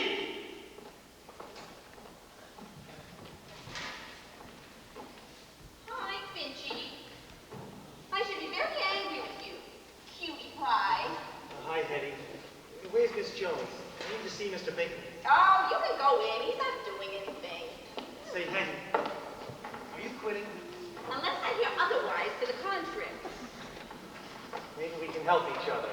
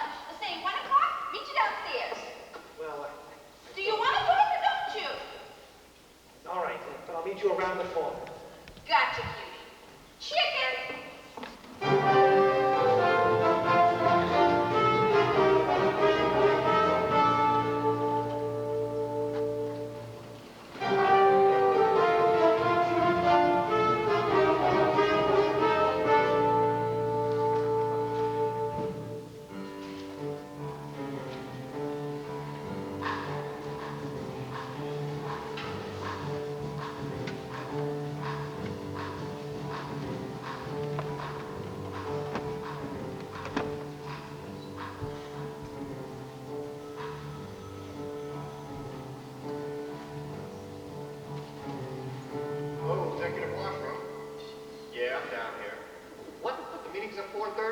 Well, come on down and we'll make plans. Big meetings today, huh? Oh, yeah. Has anyone found out what Fitch is planning yet? I don't know. JB gave him a postponed. He must have something. You know, fellas, I'm beginning to get a little scared of Finch. Me too. If we don't do something real soon, he's gonna have all our jobs. And he'll have us working in the mailroom. Hi, men. Hiya, Bob. Hear anything yet? Chaps, our worries are over. Finch is going ahead. Well, believe me, he's dead, dead, dead. And I'm so happy I could cry. That's very pleasant news. I don't know. Finch has a way of bouncing. I wouldn't believe he was dead if I read his obituary. Normally, I agree with you. Finch is pretty smart, but don't forget, he's in advertising now, and that does something to men's brains. Uh-oh. Hey, has anyone seen my wild leaf creamer? Hiya, man. Hi. All set for the big meeting? Could be. Could be. Wish me luck.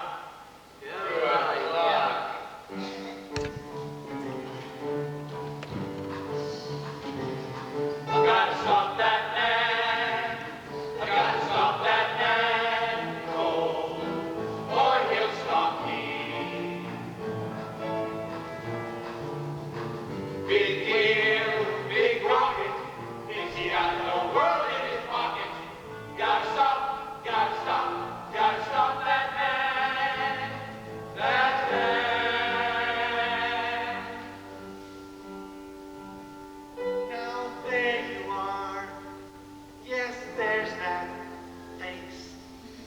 That face that somehow I trust. It may embarrass you to hear me say it, but say it I must. Say it I must. You have the cool, clear eyes of a seeker of wisdom and truth. Yet with that turn, chin, and that grin of impetuous youth. Now I believe in you.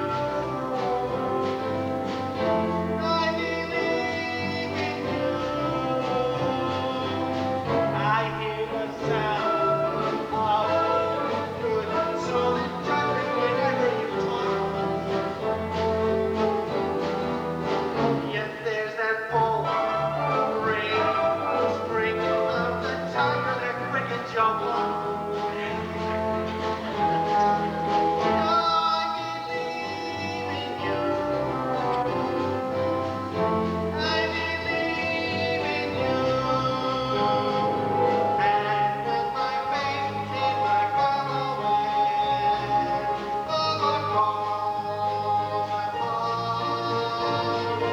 I want to feel your hand grasping mine, and I take hold.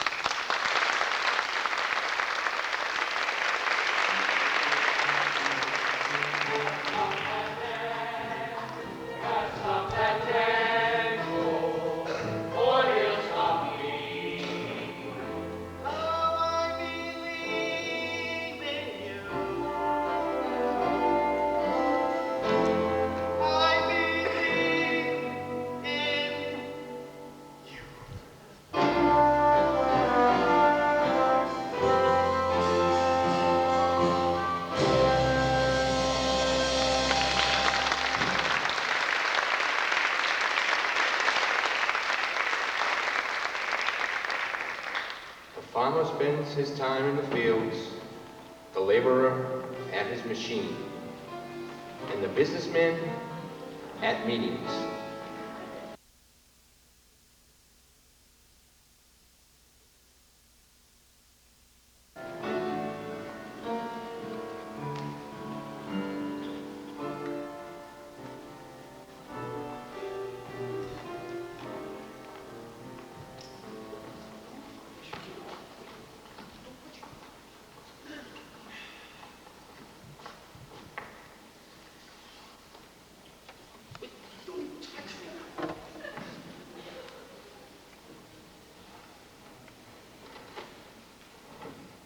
Gentlemen, whispering. Not here yet, sir. We'll stop it out. We have plenty of other business to attend to before we get to Finch's presentation. Rat, Yes, Jim. that stuff you recommended for my crabs. Sir! Crabs, doesn't work at all. I can't believe it, JB. It worked perfectly with my lawn. Well, my lawn's a mess. Better come up with something new. Right, JB. You know, we never have a problem with crab rice at my place. What do you use? Cement.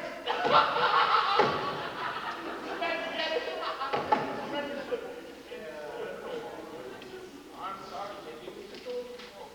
Gentlemen, you'll have to excuse my mess. It's a combination of you, high spirits, and extreme Now, let's see. Yes? Oh, we're waiting for you. Send him right in. It's Finch.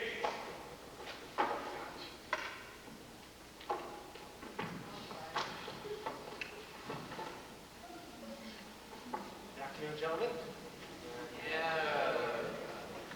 Gentlemen, I'd like to present my new approach to wicked advertising.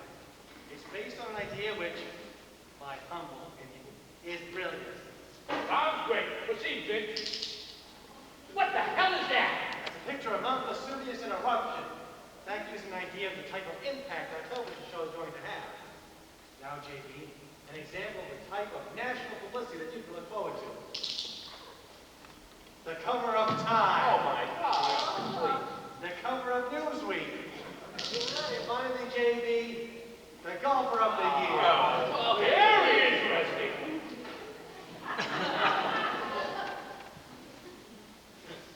Now, gentlemen, this is a map which reflects the potential wicked market divided into social, geographic, ethnic groups. It shows how we will make deep penetration and overwhelming saturation in those areas where resistance has long been peakiest. Sounds great. Thank you. Now, this is a chart which reflects the past fiscal year and how it reflects the disastrous effect of our past policy advertising campaign in terms of per capita consumption of wickets. Note the sharp decline from normal regularity.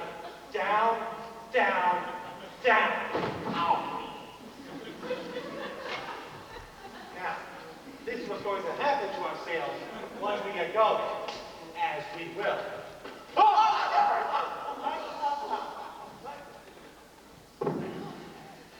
And there you are.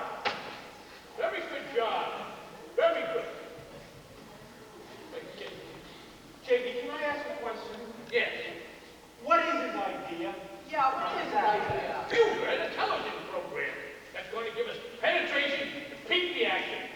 Sounds great, man, doesn't it? But what exactly is his idea? Why do you always have to be so negative? The only thing you ever come up with is lousy ideas like treasure hunt. Well, Vince, what is the idea? Yeah. What is it? I don't think I'm going to tell it to you. What do you mean? Well, you know, JB, I've always thought of you as a man of breadth and vision, open to new ideas. But now I don't know. I'm wrong. By what? The way you just spoke to Bud just now about his idea for a treasure hunt. I mean, let's face it, there are treasure hunts and treasure hunts. Now, when Bud brought it to me, I thought it was a lousy idea, too. I hope so. But then I thought of something. You know, JB, that an idea in itself is nothing. It's the development that counts. Leonardo da Vinci once drew some sketches for a flying machine, but it took American know-how to turn them into a Boeing 707. A man named Gatling once developed a little machine gun. But it took a mighty brain to take that little machine gun and to turn it into a great program like Untouchables. Now, when I thought of that, my simple little idea became a challenge to me. I said to myself, I'm going to take this idea, but indeed from it. And first of all, the prize is not money, and it's not bonds. It's stock. Stock! 50,000 shares of stock. And our company? Oh, nowadays, people like stock better than money. How come we issue 50,000 extra shares of stock? Yeah, but that's not a problem. It's a simple matter of taking the convertible debt interest from the sinking fund, issuing stock options which are exchangeable for rights, and then issue warrants which are replaceable with non-voting common. Tell me that again. I can't. JP, it can't be done. It can't be done. But it could be done. Think of the tremendous publicity it would create. But it can't be done. But it could. But it can't. But it could, JP. Just for a moment's sake, be done. What's your answer? I forgot the question. Can't give away stock. We can't. No, we can't start dividends, don't we? Please, gentlemen, let me go over my presentation. Vince, I hate giveaway shows. So do I, JB. But the public always loves them. I'll tell you, the first person to come up with a new, unraked, unfixed way to give away something for nothing is going to clean up. And gentlemen, I have that new twist. May I present the worldwide wicked treasure girl? What is this? The thing that's going to take the country by storm. I'm combining greed and sex. I can't miss. Go ahead, Henny. Hello there. I'm the worldwide wicked treasure girl. Each week I'm going to bring you a clue to where the worldwide treasure has been stashed. Oh yeah, very. This headband gets me all mixed up. Isn't this a cute outfit? I love it. Very nice, Mr. Very nice. Now, Miss Lewis is helping me demonstrate the idea. She won't actually be our regular wicked girl. Naturally. I'm thinking that when we actually go on the air, we should get a big name personality. Of course. Ooh. Well, I'm leaving the firm anyway. Of course, And I'd say it'd be perfect for someone, say, Elizabeth Taylor. Oh, no, why don't we get Queen Elizabeth? This is an American program. Now, JB, beautiful treasure girl, and 50,000 shares of stock will simply take the money. Baby, let's tell this maniac off and get on with it. Yeah, come on. Wait a minute. I'll tell you the list. Gentlemen, in this little room, leave me with Mr. Medford. Okay, you take care of it. What about the treasure? What about the crew? Come on. Give me the red pocket.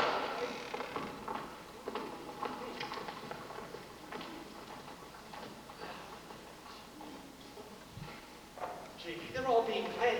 Vince, you're a brilliant young lad. But let us start. How, JB? You missed the boat. You haven't thought this out properly. I don't understand, JB. Tell me, why does the treasure girl have to be a big name person?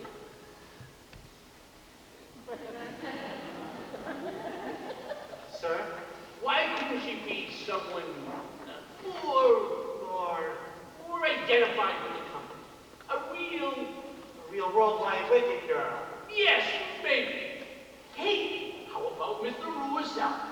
Oh, brilliant idea, JB. Why, instead of an artificial actress, we'll have plain, simple Hetty Rue of the girl next door.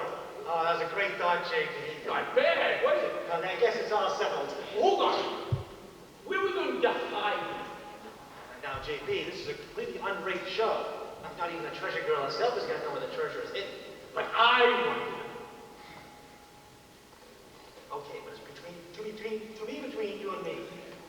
I'll give you the first clue that the treasure girl is going to give on the air. West of the sun, west of the moon, where is the treasure? Blow me a tune. What the hell is that? It's a tough clue, isn't it? But if you'll note, the first letters of each line are WWWB. The Worldwide Wicked Buildings. You're going to use our building? We're going to hide 5,000 shares of stock in each of the 10 worldwide wicked buildings around the country. That'll create tremendous publicity. But there'll be forms of people running around our buildings creating havoc. Now, JB, if a man as educated and brilliant as yourself couldn't figure out what the clue I gave, do you think the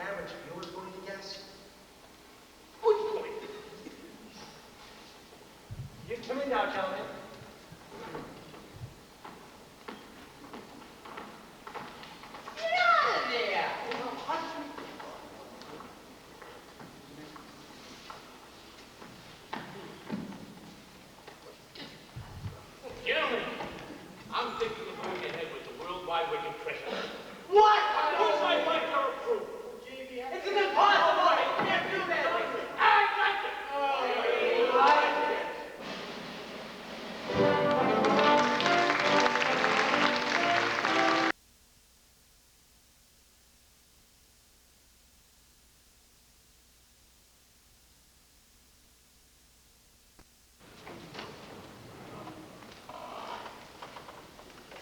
Ladies and gentlemen, the Worldwide Wicked Company, whose slogan for over 100 years has been Worldwide Wickeds for a Wider World, presents in living color in the interests of better television programming, the Worldwide Wicked Treasure Hunt.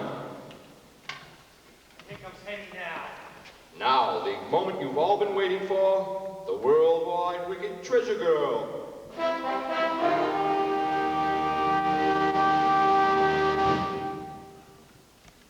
It's beginning to get to me. I'm beginning to wonder where the treasure is myself. No, JB and I and the whole world know where the treasure is in. Right, JB? Right. Hello there. Well, I'm about to bring you the first clue in the worldwide wicked treasure hunt. In 10 different places in this great country, there are buried 5,000 shares of stock, making a total of 50,000 shares in all. Ooh! And now for the first clue.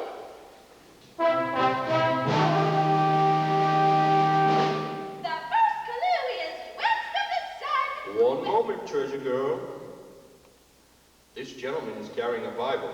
Will you place your right hand on it? Miss LaRue, do you swear that there has been no fixing or rigging in connection with this show? And that the clue you're about to give is the truth, the whole truth, free from any trickery, chicanery, or dishonesty? Is this a real Bible? Why, of course, Miss LaRue. She is. How did you know about this? I want this part of the show to be completely spontaneous and unrehearsed.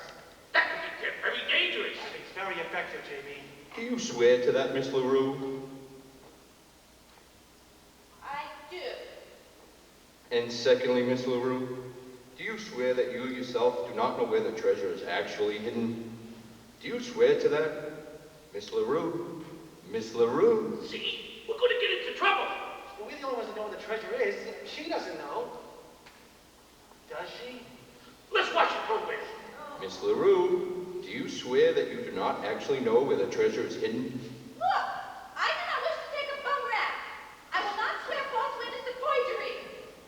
I do know where the treasure is. I found out last night. There is treasure hidden in all the worldwide wicked buildings right now.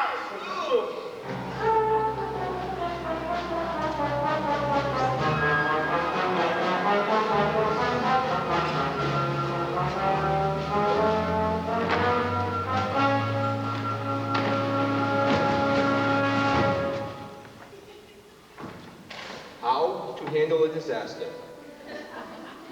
In every businessman's career, there are times when things go a bit wrong. We have many suggestions for coping with these little problems. However, should you be the cause of a disaster that's really disastrous, we suggest that your best bet is to review the first chapter of this book, How to Apply for a Job. Has anyone found Finch yet? He seems to have disappeared. Can't find him. But we're still looking for him. I will.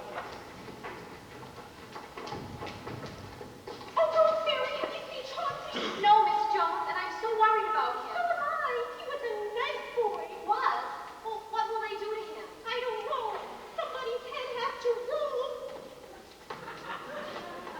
Ponty will think of something. Won't you, Ponty? Ponty!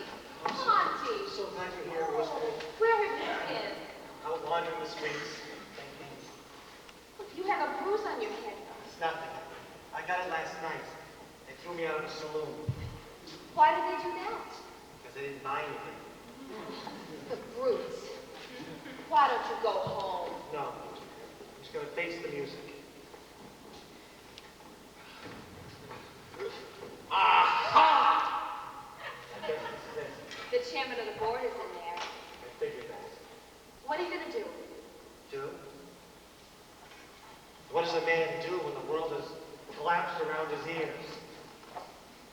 Nothing. I was going to take the blame, go back to doing what I did before I came here. What did you do?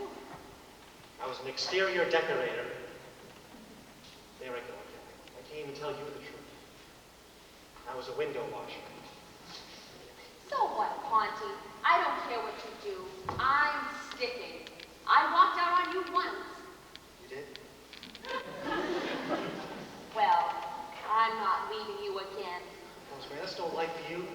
You can't be the wife of a window washer, staying home while I'm up there, never knowing if I've landed safely. Now listen to me, Finch. Why do you talk like that?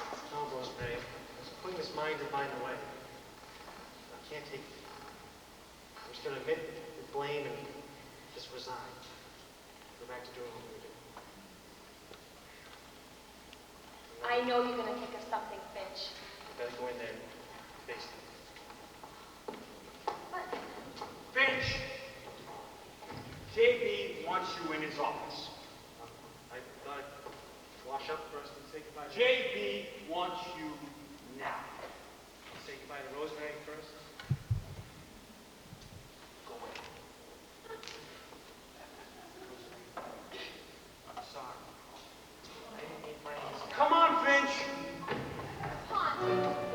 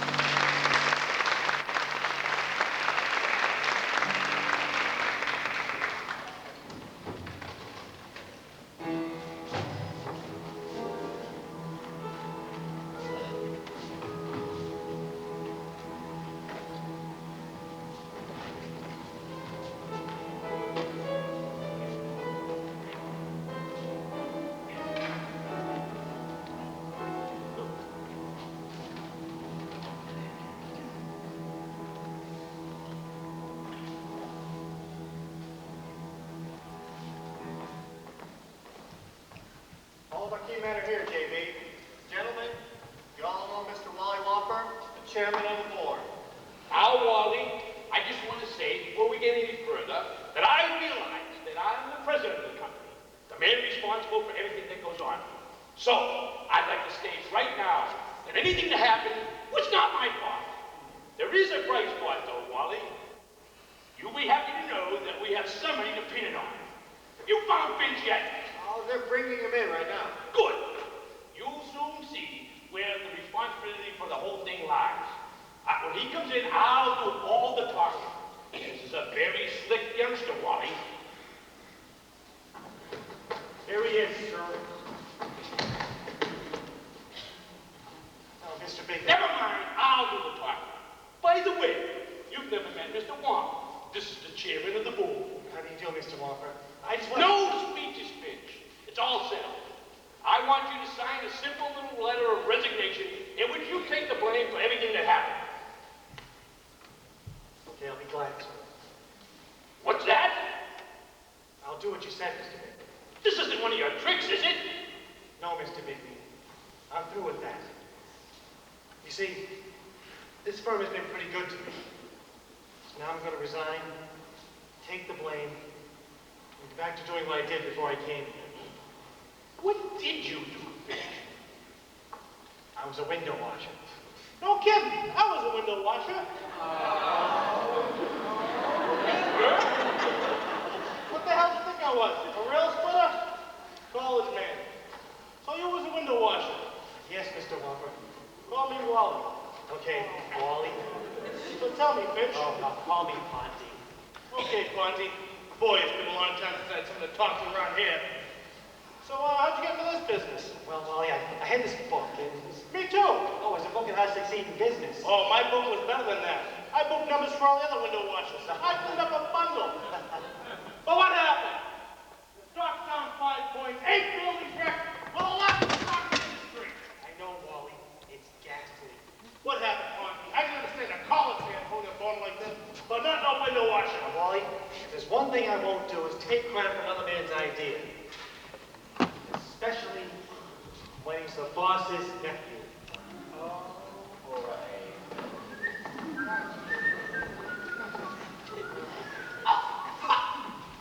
You never told me you hired your nephew.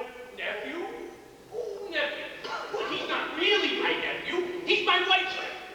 I know this seems like nepotism, Wally, but it's not. I never showed him any favoritism. In fact, I hate him. But you laugh at ideas. No! When he brought me the idea, I thought it was a lousy idea. And then when Finch told me the idea, I thought it was a lousy idea, and I told him it was a lousy idea. Then why'd you buy it? It seemed like a good idea. Treasure hunts, treasure girl. Well, Finch dressed it all up. He can't deny that he came up with the idea for the treasure girl. Mr. Walter, that was my idea. And not a bad one at that. But who the hell picked the bubble-headed tomato? Oh, no. Uh-huh. Now, Wally, I don't want you getting the wrong idea. This is a very nice girl. You ought to talk to her. I intend to. But the only question that's left is what to do and who to do it to. Now, wait a minute, Wally. Before we make any rash decisions, I'd just like to say a few words first. About what? Humanity. Now, I know we're all part of the cold corporate setup, but deep down, we're all flesh and blood. We're all brothers. Some of us are uncles. You may join the Elks, my friend. I may join the Shriners. Other men may carry cards. Members of the diners. Still others wear a golden key, a small Greek letter pin.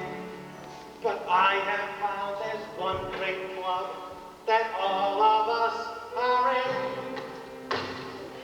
There is a brotherhood of men, a benevolent brotherhood of men, and noble time and mind, all human hearts and minds, into one brotherhood of men.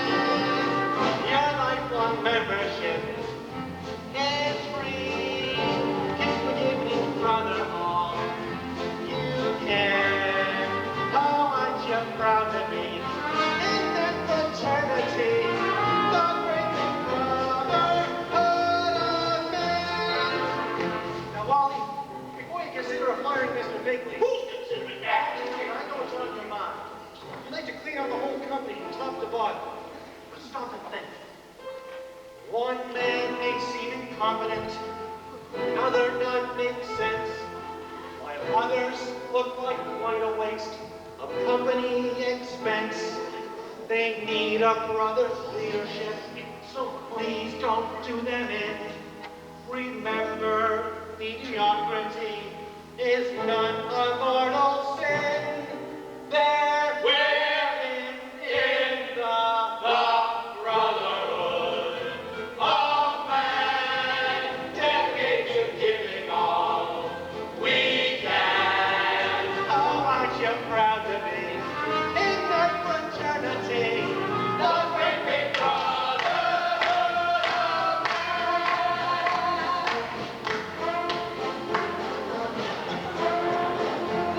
No kidding. There's a real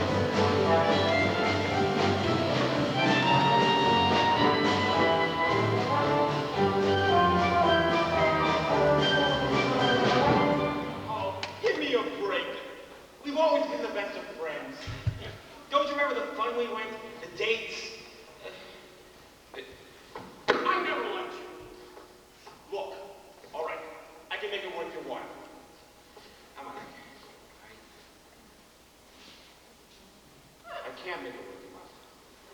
Oh, it doesn't pay to be decent. No, I'm not gonna go. No, I'm just a boy. Please, I'm too young. I'll get sick. Oh, Mommy!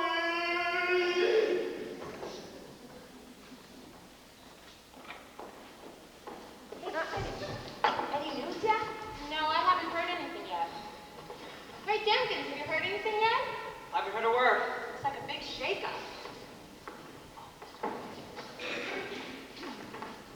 Boys and girls, as you know, Worldwide Wicket Company has been through many changes. I am speaking to you in my new capacity as Vice President of Employee Morale and Psychological Adjustment. Mr. Tackerberry is new Head of Personnel. And I would like you to hear from our hard-working, hard-driving President, J.B. Bigley.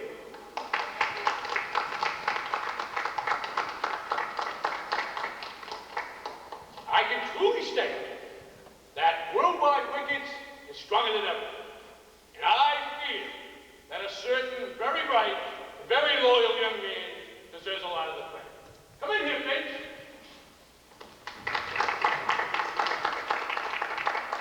As you know, this young man's rise has been spectacularly rapid. As a matter of fact, for a while I thought he was after my job. But luckily for me, he didn't want it. No, Jamie, your job is too tough for me. But I would like to say that if any credit is due, it should go to a great man and a great humanitarian, Mr. Wally Wongberg. Hear, hear! Incidentally, folks, Mr. Wongberg has a lot to do one for us today. Let's get a vote down here, Mr. and Mrs. Wongberg.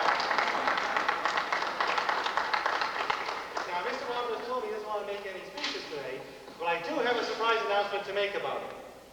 Mr. Wongberg has decided that after his long years of service, he is going to retire as chairman of the board, and he and his wife are going to go on a long honeymoon trip around the world. Hey, what a surprise! You didn't tell me! I didn't know. Oh, what the hell? It's not a bad idea at that. I'll concentrate on you. Well, Wally, who's going to be the new chairman of the board? As if I didn't know. Now, I don't know if I can accept. I'll have to consult Mrs. Finch. Oh, Rosemary, your husband is calling you. Rosemary, I got a very important decision to make. They want me to be chairman of the board. What do you think? Darling, I don't care if you work in the mailroom or you're chairman of the board or you're president of the United States. I love you. Say that again. I love you. Before that. Miss Jones, take a wire to the White House. Watch out!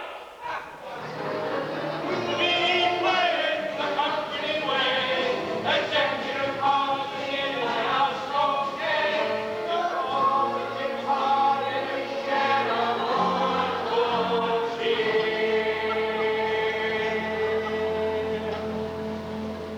whatever the company highest paid will still be here.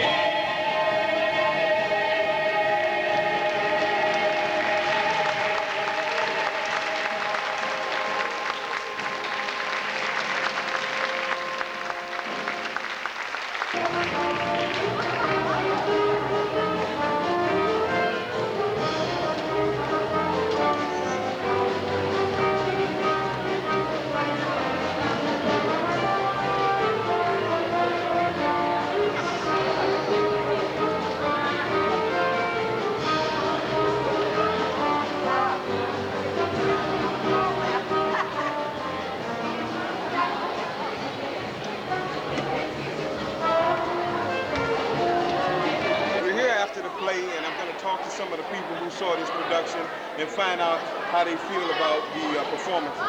Sir, what is your name? Hi, my name is Gordon Doak. Would you please comment on this production? Well, I thought it was great. It's been a long time since I remembered some of the music to it. The cast was excellent. They played very good parts, portraying the characters that they portrayed in the play itself. The music was great. The direction was great. Production was really great. Scenery was superb. Did you know any of the cast members specifically? No, I'm just a man off the street, but I found it to be very entertaining. I'm sure they'll appreciate your comments. Okay, thank you. The whole entire play was good. I worked back the scenery, and it was pretty cool. And Mark Elko was the one who jumped at a coffee break, and he was the best at it because I had to spot him. So you worked in this play? I was just working backstage, just volunteering. Do you ever get a chance to be on stage? Have you ever been in a play? I haven't been on the play since first grade, but back there it's pretty cool because I got to bring out dust and everything. Well, I'm glad that you participated in this production. Would you like to get on stage someday if the opportunity presents itself? Exactly, I would love Did you also help with the play as well? No, she was sitting out in the audience. Did you know anyone specifically in the play? Yes, I did. Mark Elka. What do you think about their performance? He was great. Okay. What's your names again? Melissa and Danielle. Thank you so much for your time. You're welcome. Thank you. Just want to say that I have a very special interest in this show. Carrie Lynn Rosen, who is Smitty, is my daughter, and I played the same role that she did tonight 31 years ago, and she was absolutely fantastic. Whoa, you played the same identical role? Exactly. The same identical role. As you sat in this audience, did the lines come back to you? Oh, in certain scenes, yes. Some of them I forgot. Well, what type of feeling did you get inside when you saw your daughter performing that same role? Are you kidding me? I absolutely fell, if you know what that means. Well, this is such an unusual occurrence. Do you remember where you performed this particular? Oh, absolutely. Where was Wayne it? Musical Theater in May of 1967. I even remembered some of the other people who played the cast members, and I even brought an article from the newspaper with my picture in it. And the cast has it backstage right now. And Harry and I look almost exactly alike. Was it purely coincidental that she got the same role you played, or did? I think she's my clone. She auditioned for the same role I did, which was Rosemary, and ended up as Smitty, just like... The power was cut off inadvertently, and we're going to continue this right now. And so as you were saying, ma'am? I was saying that I had this wonderful feeling inside, but the biggest question I had was I as good as she was? Well, we'll go to your husband and let him answer that.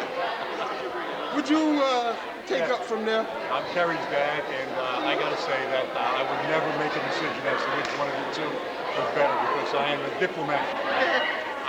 I've traveled 3.5 hours. We drove up here to see my daughter in the show, and she was tremendous. I really enjoyed the show. It's quite an experience working with her. I think the entire show did a great job, and I look forward to seeing her do more things. I was very proud of her, and I think she made us all proud. Okay. I'm the only one in the family with no talent. This is my son, the talented Brian Rosen. Hi there. The talented what? Brian Rosen. I'm Carrie's brother. I just flew in here from San Francisco, where I was on a plane since 7 o'clock a.m. this morning. Wait a minute, you're making all this up all the way from San Francisco? I just arrived into Logan International Airport this morning. And yeah, it was congratulations everyone in the cast. Fantastic job. It was well worth the flight. I'm glad I made it. I'll be here tomorrow as well. Dad's trying a part of Bug's Life. Coming to theaters near you, November 25th. Be there. And I flew all the way from Oregon. Wow. And I drove from New Jersey. Wow. Thank you both so much for coming on. Thank you. Thank you. That lovely lady with you. This would be my sister. This is Carrie's other sister. It's her first time on TV. She's a little bit nervous. I'm Carrie's grandma, and I'm very, very proud of her. The show was excellent, and I was always proud of her, and she's going to be a great star. And this is my grandson, Brian, who is also a big star. But Carrie's better. Everybody go to see A Bug's Life. It's going to be a great movie. But Percy, how does he succeed in business without really trying?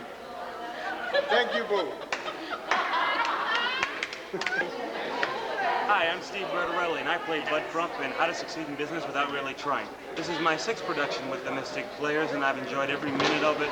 The cast and crew have done a great job, and I love it, and I hope to do a show in the future. Thank you. Well, you're really getting better and better. I think I've seen you in a couple of performances, and I'd like to commend you on how good you're getting. Oh, well, thank you very much. Thank you so much.